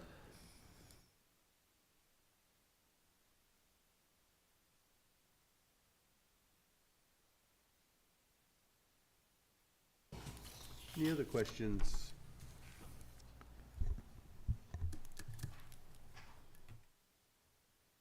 So what does he do? Mr. Chair, this was just for discussion today. Yeah. There's discussion, but what's his plan, what does he do then? Does we just discuss it? Does he come back to the board for action or not? So, Mr. Chair, Commissioner Kircher, Chris would come back next board meeting for action on this item. He wanted to hear concerns, and we can take it back to personnel and find out if there's a better I method would that make a fits Chris's suggestion to office. take it back to personnel and see if there isn't, because to me, to hire someone that can't really answer the questions, if there's not going to be any backup for them in the office, how is it any different than an answering machine? I assume that I'm still constrained by my 2023 budget, correct? So I can't bring forward the fact that a chief deputy assessor would be the best person for the job, because that would be outside of my budget. At this, you would have to go through personnel and finance. Yeah. I think what we're kind of hearing right now is maybe bring it back to personnel and we'll rehash it out and kind of go from there. All right. Sounds good. Thank you for your time. Yep, thank you, Chris.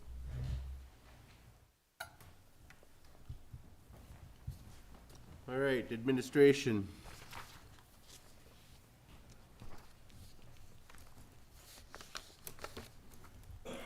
Good morning, Board Chair Erickson, Commissioners. Morning. Today I have the topic of changing the providers of the ancillary insurance for the county. The background is Todd County bids group life insurance every 5 years to ensure the most competitive rates and the plans available to county employees. It's also under statute. Integrity Benefits solicited a request for proposal on behalf of Todd County. And while conducting this for life insurance, we also conducted it for short-term disability, long-term disability, hospital, accident, and critical illness insurance.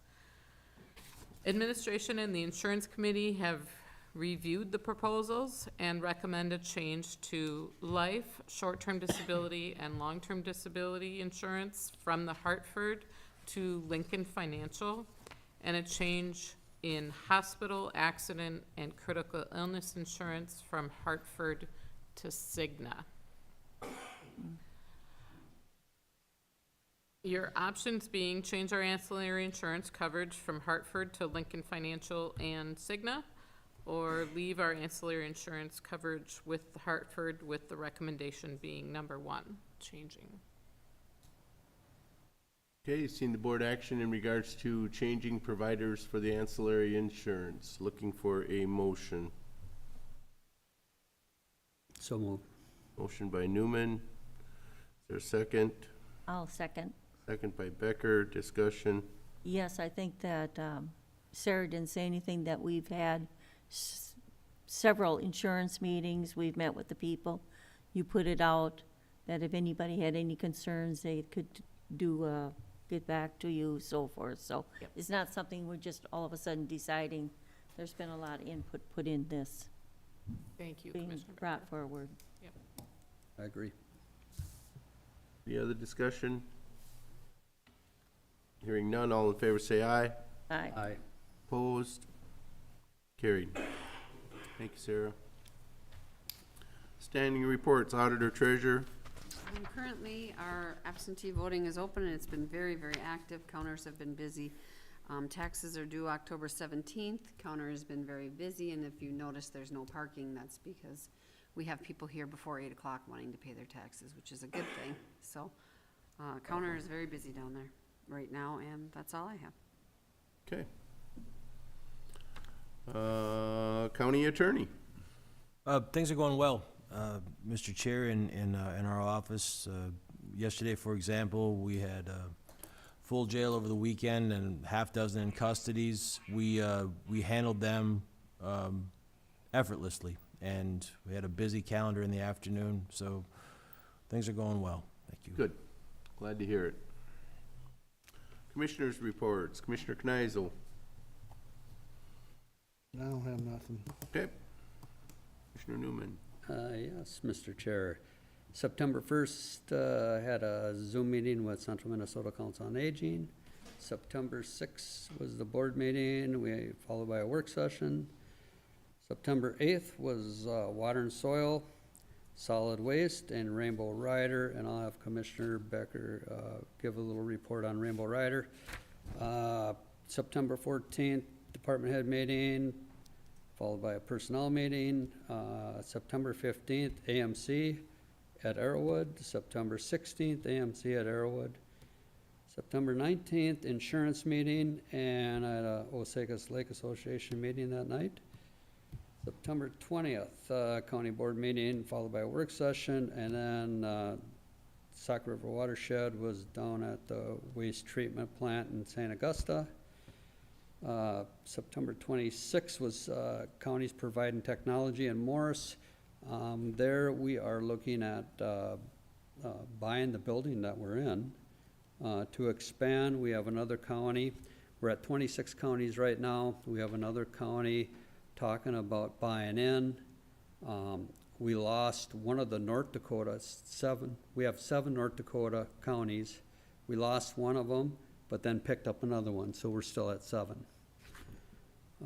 So things are moving along there. And then on September 27th, I had a personnel meeting, and that's all I had for the month of September. Okay, Commissioner Becker. Yes. On September 22nd, I had Region 5. The 23rd, we had a safety meeting here at the county. On the 26th, we had corrections, and at that meeting, it was brought up about the Eagle Bend corrections facility and MCIT, and trying to collect insurance on it and taking care of that building there.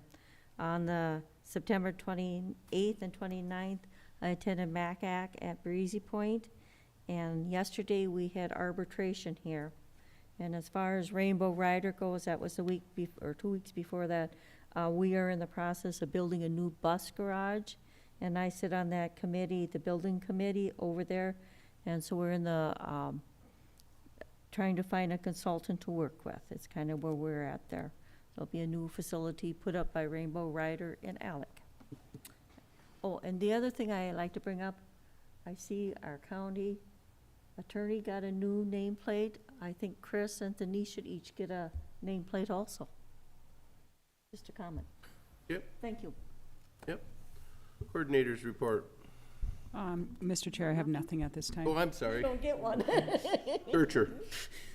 Commissioner Kircher. Well, thank you, Mr. Chair. Sure. That's enough now. We'll move on. You're used to my Things usual now. report, huh? I just wanted to report, we had an MRC meeting and Dan Larson announced his retirement. He will be retiring here, I think, at the end of the year. He's not gonna renew his contract, so MRC will be looking for a new lobbyist, which we're a part of. And I attended some of the meetings, Barb did too, in the last couple of weeks. And I think the one that we all are interested in, along with Chris Pelzer, is insurance covering our Eagle Bend facility up there with the SDS building. And I don't know, there's a lot of ifs, ands, and buts, and a lot of decisions to be made there, so see what happens. Thank you. Thank you. Coordinators report. Mr. Chair, it would just be a repeat of a lot of the meetings that others have taken part in, so I have nothing at this time. I would only add that, as Commissioner Becker stated, that we made progress with negotiations and we're happily moving along with stuff there. So other than that, I don't have anything special at this time. And so at this point, we will recess until October 18th or something like that. Does that sound about right? I think so. Yes, October 18th. Yep. Okay. And we'll just take a quick 3 to 5 minute break and then we'll start our work session.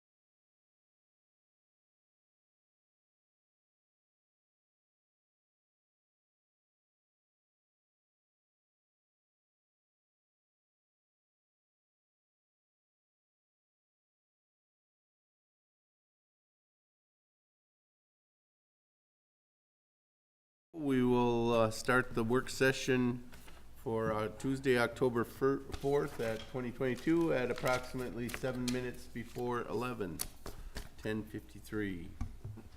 So with that, I think I'm going to turn it over to Coordinator Pelzer and let her kind of run through the pre-planned kind of stuff we have here, so. Sure, thank you, Mr. Chair. Just to kind of start things off, the commissioners were out at Higgins Long Lake a while ago on a pontoon tour. Most of the commissioners, minus Commissioner Erickson, had a conflict, so he was not able to be there. But the commissioners and myself took the tour, and as a response to going out there and seeing the issues, we decided to have a work session to just get everybody together to have a discussion on what can possibly be done to help the property owners. So Megan is here today with her group, and we have other representatives here, and I think it would be important just to kind of go into a little bit of an introduction. And so, I mean, if everybody is aware of who the commissioners are, we might be able to stop or skip that step, or we can go through introductions. Sure, we can just kind of run through. I mean, like you said, it's kind of obvious with our nameplates in front of us, but go ahead and just start it out, Gary. Randy Newman. Rod Erickson. Barb Becker. Dave Kircher. Denise Guida, Auditor Treasurer. Chris Pelzer, Coordinator, if we could have. State Representative John Poston. Megan Jacob, property owner. Bob Flerkey, property owner on Higgins. Okay. John, we might as well touch you too. Oh, John Lindeman, County Attorney.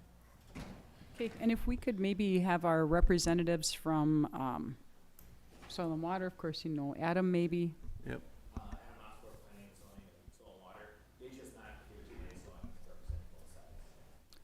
And our Sauk River Watershed representatives.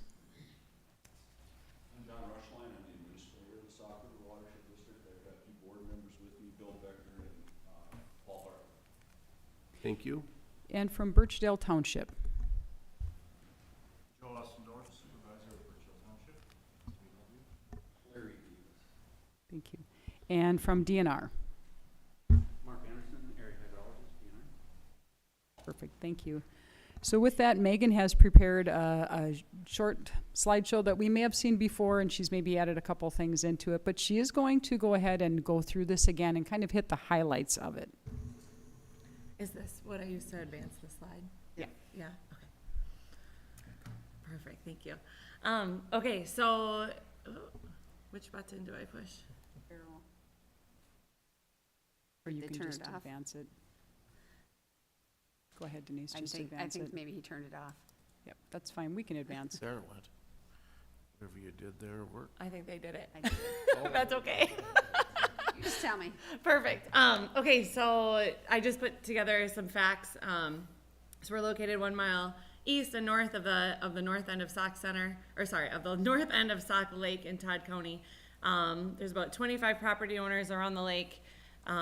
We currently are about 4.5 feet above high water mark. When we originally did this, we were 5 feet above high water mark due to a lot of rain in the spring. And throughout this drought, we've lost, I think, about 10 inches or so. But then again, it's rained some more, so I think it's back up a little bit. But overall, we're looking for help to fix the damage that's going on around the lake, to property, to shoreline, and just overall trying to fix this high water problem. So some of the pictures that I wanted to show, I asked around the lake and got some before and afters, if you will. So this is the Schumacher's property, and you can see they've got this, it's kind of dark so it's hard to see, but it's a little green shed, and you can see the white door, and they're watching a movie on the side of it. You can see the beach and kind of how much land is kind of to the left, which would be to the south of that building. And then if you advance the slide, again, this is another picture, very similar, but you can see there's still quite a bit of land to the south there. And then you can go again. This is, like, the water was already pretty high here, and it was already touching the building. But, I mean, you can see that it's already higher than those previous pictures. And then now, this is what it looked like last winter. So from this picture, it went up an additional 6 inches. So this is the state of that, where if they were to watch that same movie, it would be a drastic difference. And then that is Kevin Schumacher going in, and you can see the water is up to like that white part of the door. And that little marker in between him and the building is actually the DNR marker. They come in, they set it every year after the ice comes off because it gets kind of ripped around a little bit. So they use their measurements and they set it precisely, and then he actually reports measurements to them.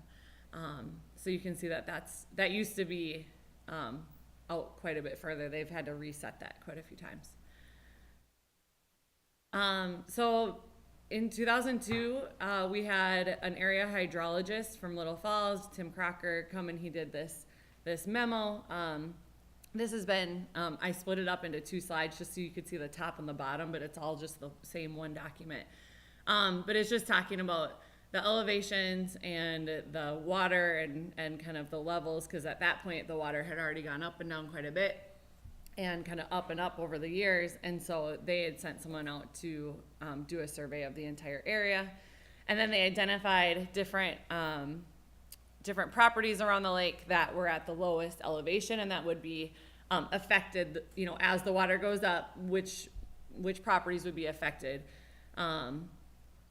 as far as buildings go. And so you can see like the Schumacher at the very bottom, where it says 1278.2. That is that green shed that we kind of identified before. The Flurkey property, which Bob and Jana are here, where it says Flurkeys, it says 1280.8. Their property was breached this year, and it had a good 4 to 5 inches of water inside the entire basement all the way to the back wall. And so you can kind of see with that 1280, we're obviously at quite a bit above that, so you can see all of those properties have been affected. These are just aerial photos from the University of Minnesota from back in the day, but again, if you zoom in, it's a little easier to see. But there's land between the north part of the lake and that south part of the lake, which we call the Little Lake, or the South Basin, I believe the DNR calls it. And so you legitimately couldn't get back there with a boat at some point. And then when I was younger, you had to tilt your motor all the way up, and you had to get out of the boat and you had to push across, and you'd be in kind of ankle deep water, but you could get your boat to the back and then you could go fish back there. Nowadays you can go full bore. I mean, we have no wake rules, but essentially you can have your motor down with a pontoon and go straight through, because it's about 7 feet deep back there in the channel between. So that's just kind of showing the difference of how it's kind of gone up over time. And to have a current one, I mean, it looks completely different than all of that. So we are proposing, we had WIDSEF do a feasibility study, and all the property owners around the lake pitched in to pay for this feasibility study out of their own pockets. And so this would be the route that we are proposing. It's the red line that starts at Long Lake down in that bottom right-hand corner, and it would gravity feed, so we don't have to pay for pumps, we don't have to pay for diesel, and because all that gets very expensive as is. But this would be a pipe that would go underground, and it would go to the very northeast corner of Sauk Lake, as you can see where it kind of says like that 9,500 up towards the top of that picture.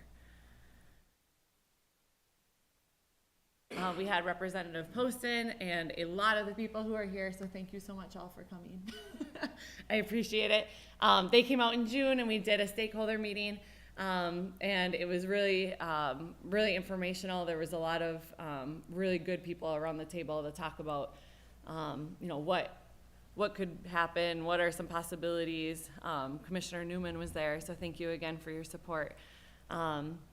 And also, he has come out to pretty much every pontoon ride that we've had, so I appreciate that too.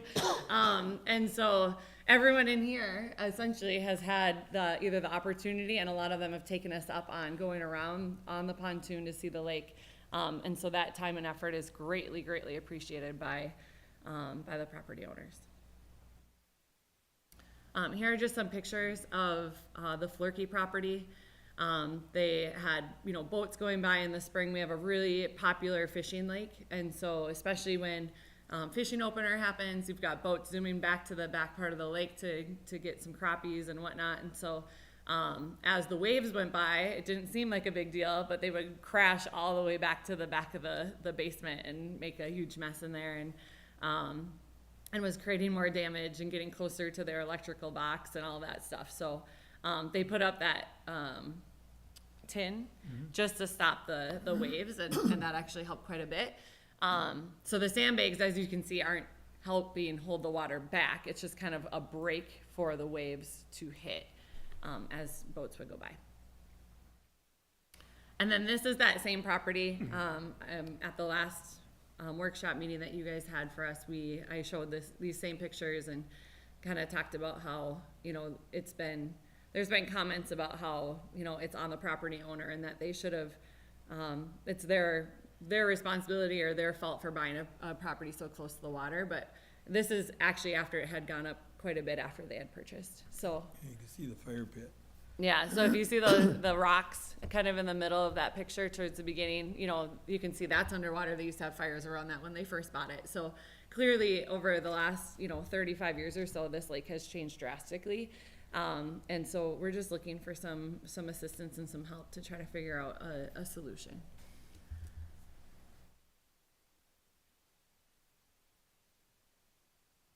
That kind of shows it a little bit better, and then what it is now. That's inside the basement. And then we've been in the Herald twice, and then we're also in the Independent. Hold on, that's right here. The Independent New Herald. I knew it was something like that. As different stories talking about the high water and whatnot. Since I believe April was the first one, and so we've been in 3 times over the summer. So that's it.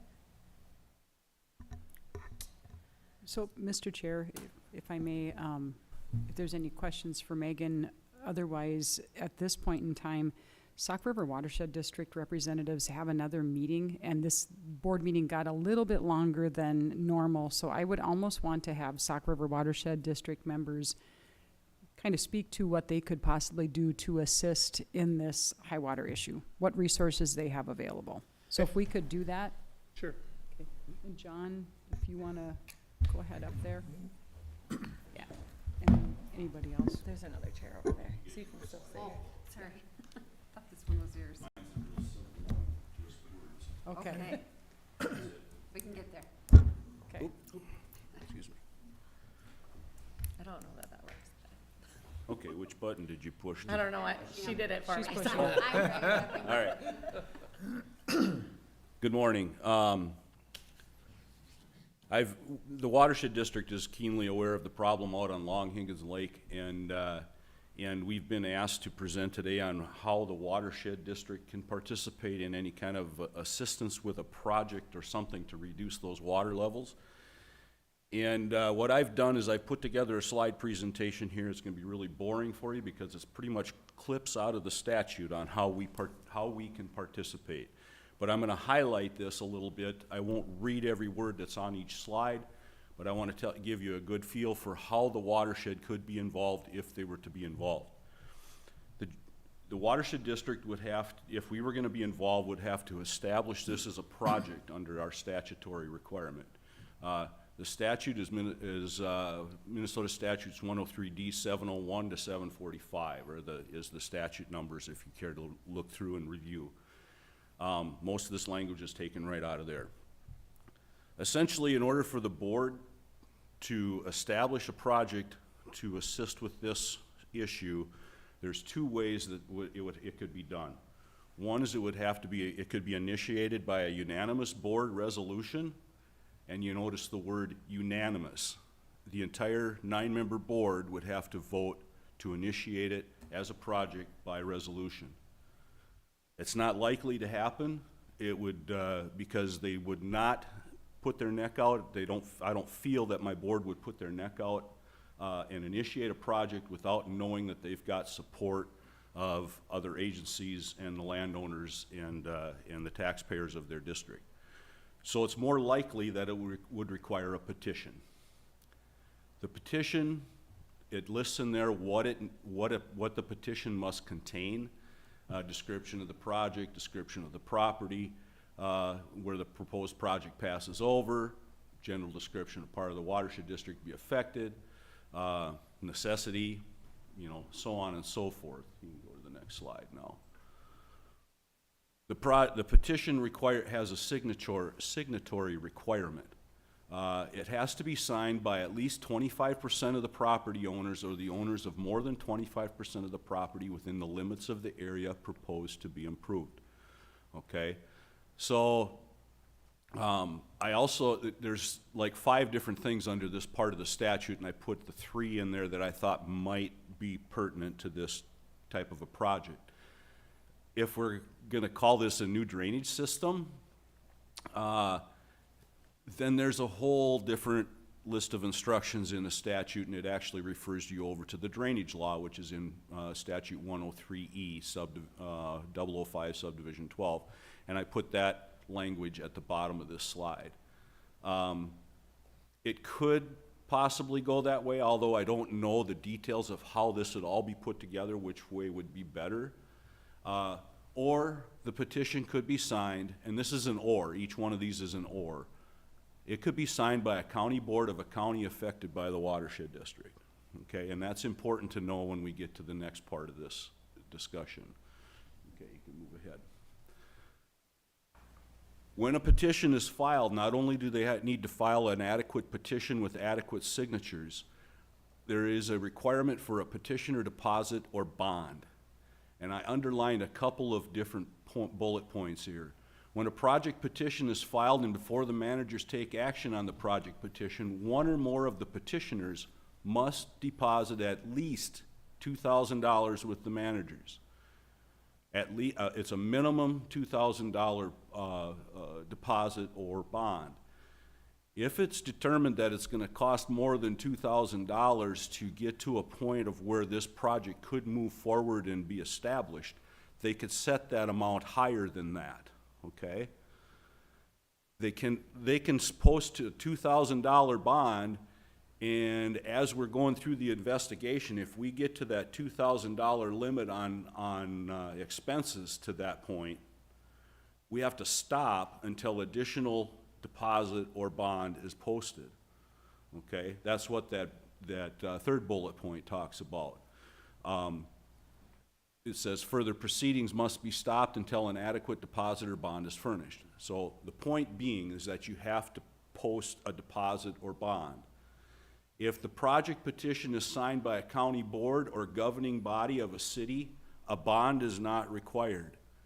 That does not release them from the responsibility of covering costs if a project is not constructed. So let's say Todd County would sign the petition. You don't have to post a bond, but because you're a taxing authority, the petition states that the county is going to cover these costs if the project does not get awarded or does not get built. So there's no bond required if a county petitions the district to do it, but there is an expectation that those costs will be covered if the project doesn't move forward. On the flip side of that, if there's a petition in place and we do move forward with a project, that bond gets returned and that obligation is released. Okay? Next slide.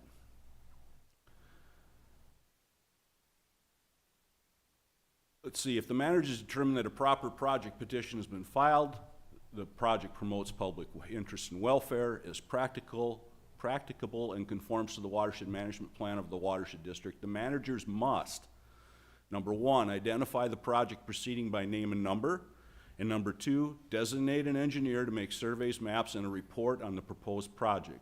Now, I know the landowners already have a feasibility report for a preferred outlet that they would like to pursue, which would address their high water problem. We would need to appoint our engineer to review that and make any comment, plus any other work that they would need to do to follow our statutory requirement. So they may have some of the work done already, but there would still be an additional expense. The watershed district would have to have their engineer give them that report. Next slide. In order to proceed with a project, there needs to be a way to pay for it. Not only construction, but future operation and maintenance. And the way it's done as a project of the watershed district is we would essentially set up a benefited area like you do on a ditch system. And those landowners that are in that benefited area as determined by these steps would end up being covering covering costs to construct and to operate and maintain into the future, okay? That's essentially what this describes as what they would have to look at. The benefit property must include these 6 items, okay? I won't go through that word for word. You can go to the next slide. After all of this is done, we have an engineer's report, we have an assessed properties report, we have a legal petition, we have the bond posted, we got all of that, and we get through all this investigation, then they have to have a final public hearing. In order to establish the project, the managers have to make findings, order, and direct construction or implementation of the project and confirm the engineer's report and the findings of the appraisers and the appraiser's report.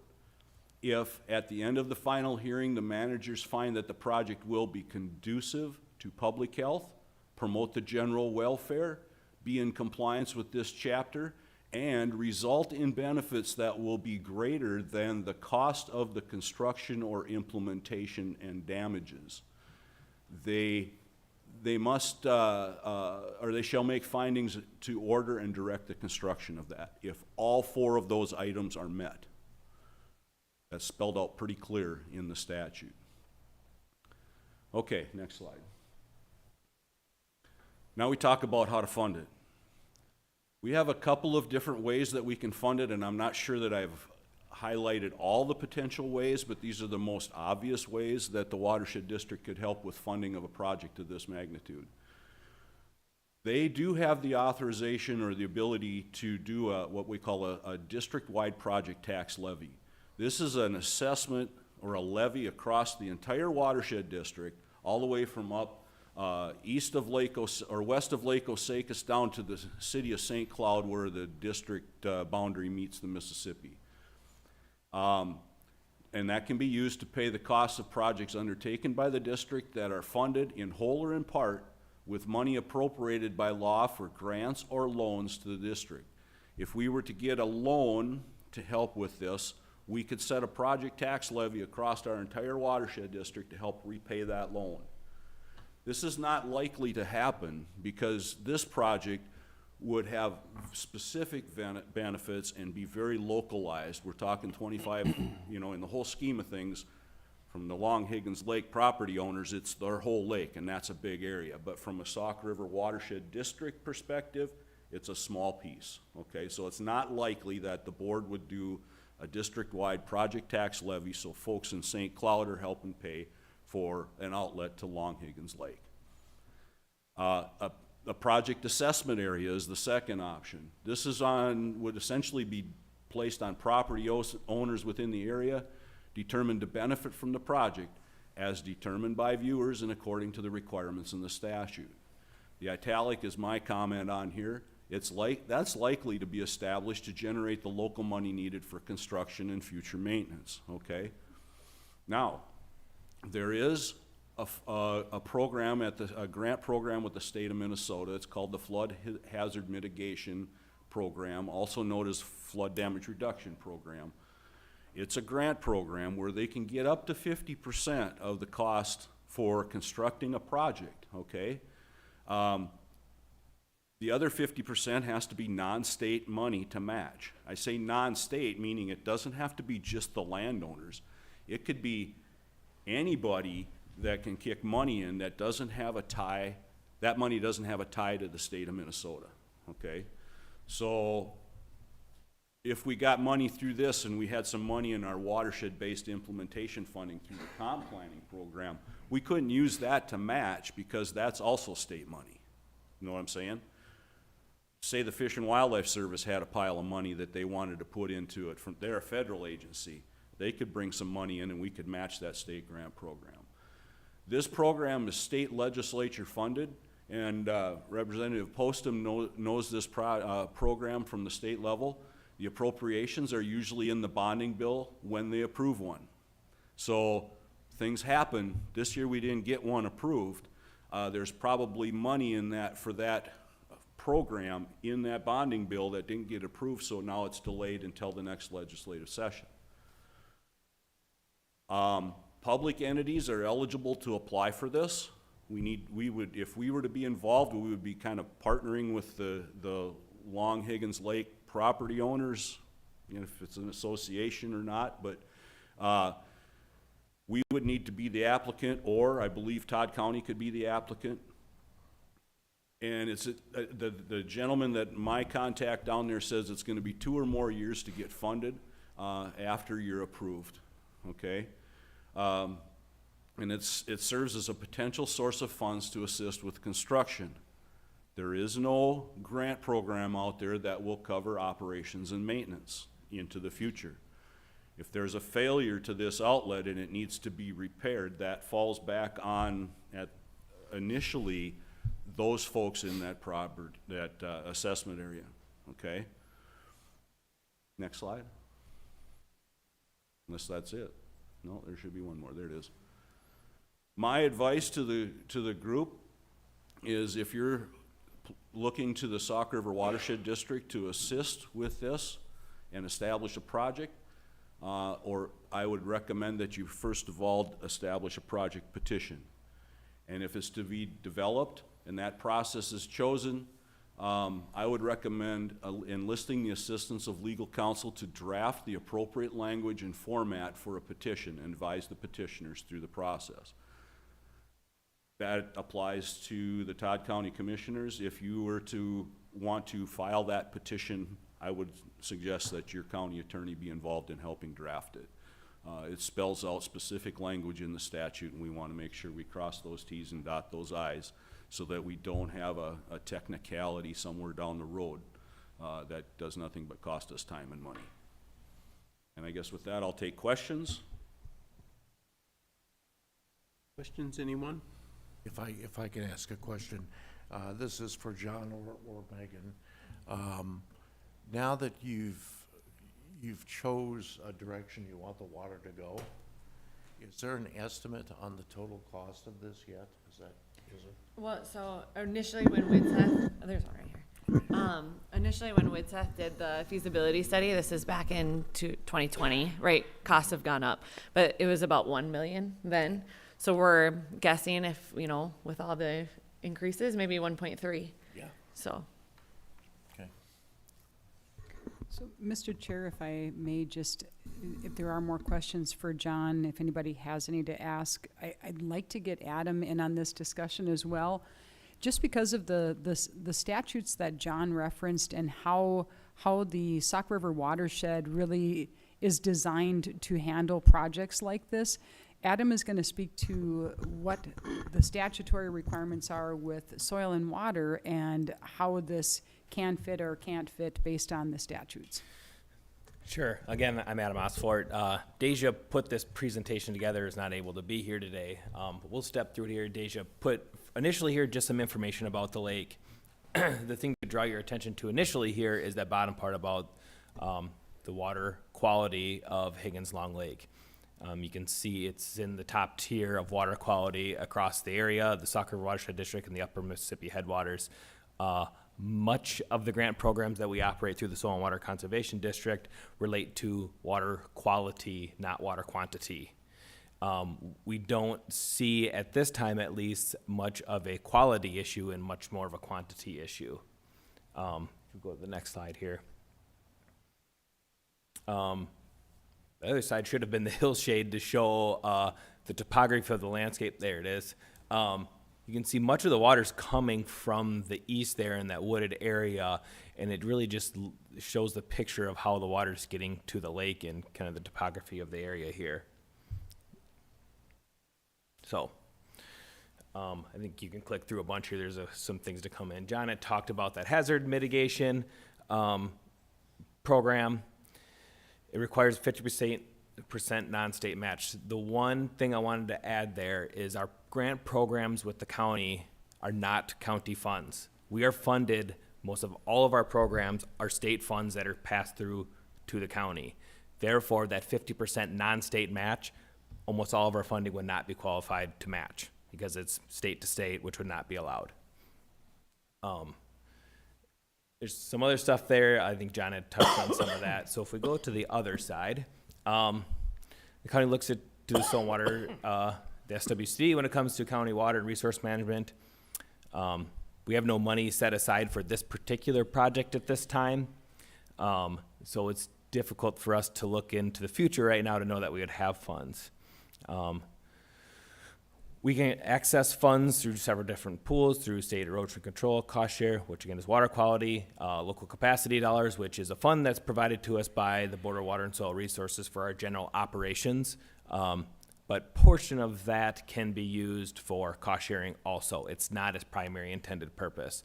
Again, clean water funding or the watershed-based implementation funds. Those are our one watershed, one plan fundings that we get, which the Sauk River has completed that. And then we also work with partner agencies such as NRCS, Nature Conservancy, Outdoor Heritage Council, NPCA, and DNR. Some Bowser policy and statute stuff here. We cannot provide funding for flood damage projects not caused by land or resource use. Much of the stormwater, again, goes back to water quality issues, not quantity.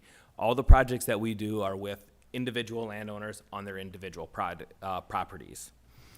So what the soil and water can do here, and I think we're going to get this in the next slide here, is we can assist with grant applications. If there's programs out there that you have and we need information or somehow we can supply time and staff to help apply for funds, we can provide in plan reviews and technical assistance.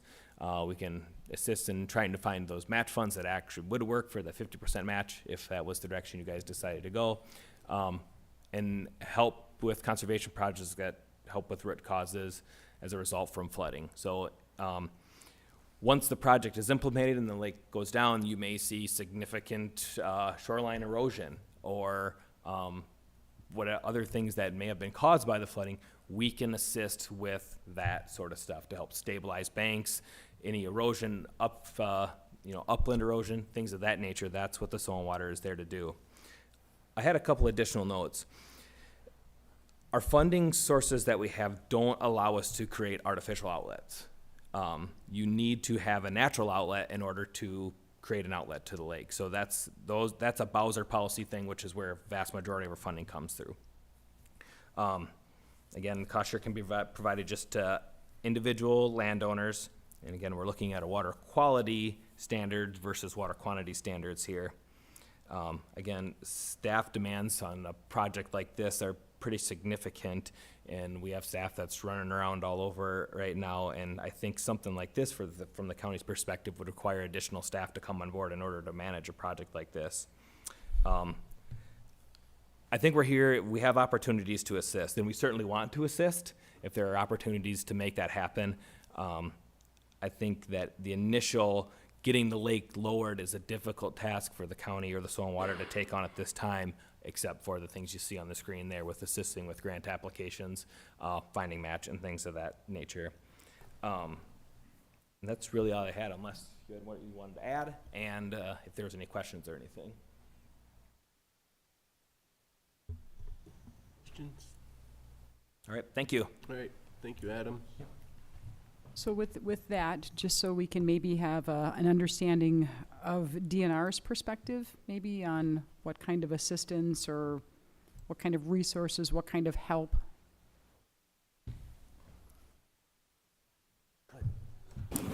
Good morning. So John and Adam both really covered what I was going to talk about, was the flood damage reduction program, our grant program.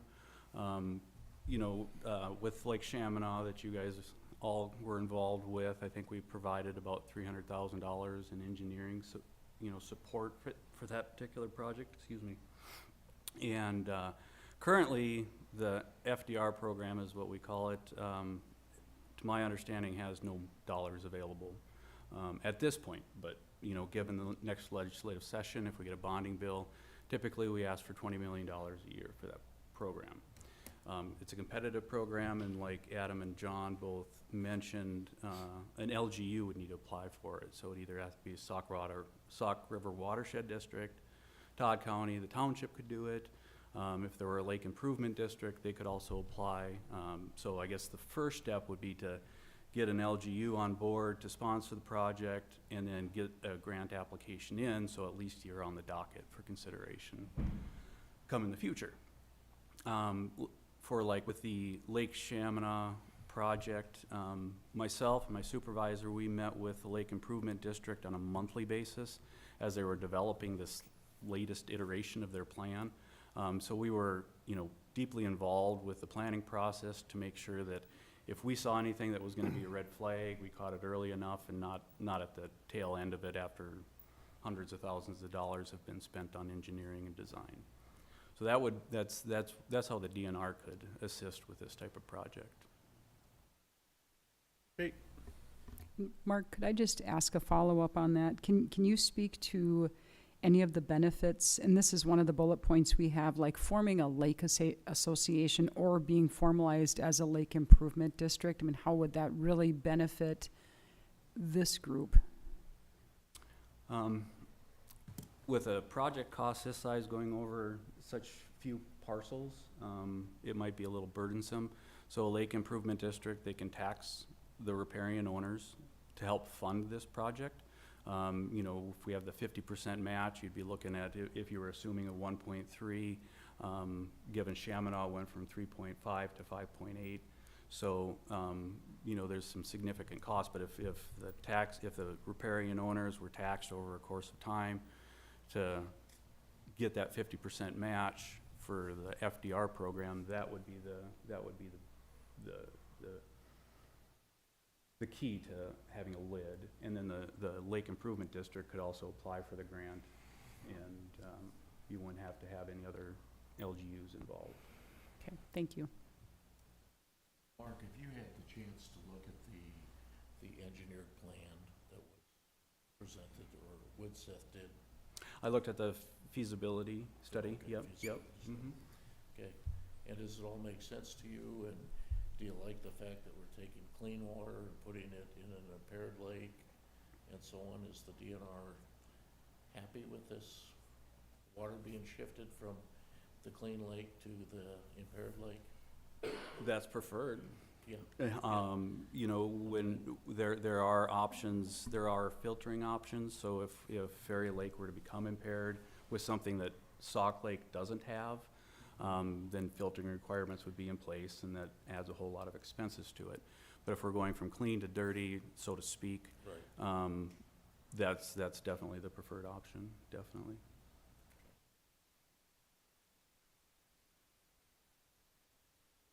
And from here, if there aren't any additional questions for Mark, I mean, really having Birchdale Township here was a point of making sure that they stay informed. And I don't know if you have anything specific that you want to add to this, or we're just glad you're here to stay on top of it.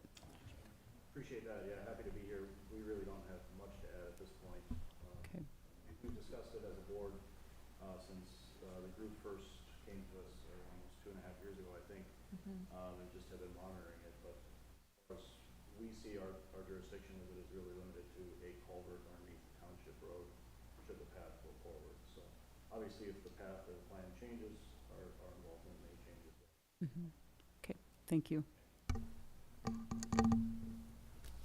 So with that, I mean, the point of this gathering was really to get everybody together and allow the property owners of Higgins Long to understand what those options are going forward, hearing the statutory requirements of the agencies and departments involved, and understanding what actions you can take as property owners with either being more formalized as a lake improvement district, which would give you that option to apply for those grants on your own. So the takeaway from this would be hearing that Sauk River Watershed is designed for programs specific to this. Their statutory requirements line up very well with these types of projects. There are some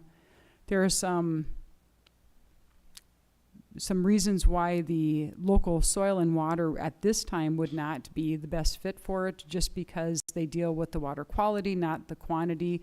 But after the water level is lowered, then you would have that opportunity with the erosion and other things that soil and water really do best. So I'm hoping that this information has provided you as property owners some pathways and some things to start thinking about on moving forward. Well, I will say that when the state got looking at this project, we were a little late in the game to get in the bonding bill for this past session. And that's why I didn't write legislation to put it into the bonding bill this last time. And as you know, and several people have mentioned, the bonding bill didn't go anywhere anyway. It will go somewhere, I believe, in this upcoming session. And there is conversation about it being at the beginning of the session rather than at the end, because there are so many projects that were good projects that should have gone across the finish line and didn't. So I am going to write that legislation now for the next session, and I hope that whoever replaces me will carry that forward. And Jim Stark, our executive director of the Legislative Water Commission, my legislative assistant, have committed to keep pushing this forward.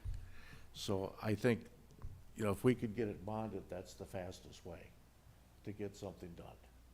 And now that we have time to do or get into that bonding bill and have those committees come out and look at your project and look at the problem, I believe we probably had a pretty good shot of getting that over the finish line.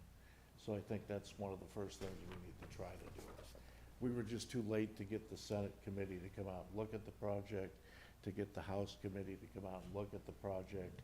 Now we have time and we can try to push that forward. Or pontoon rides. Do so. We'll gas it up.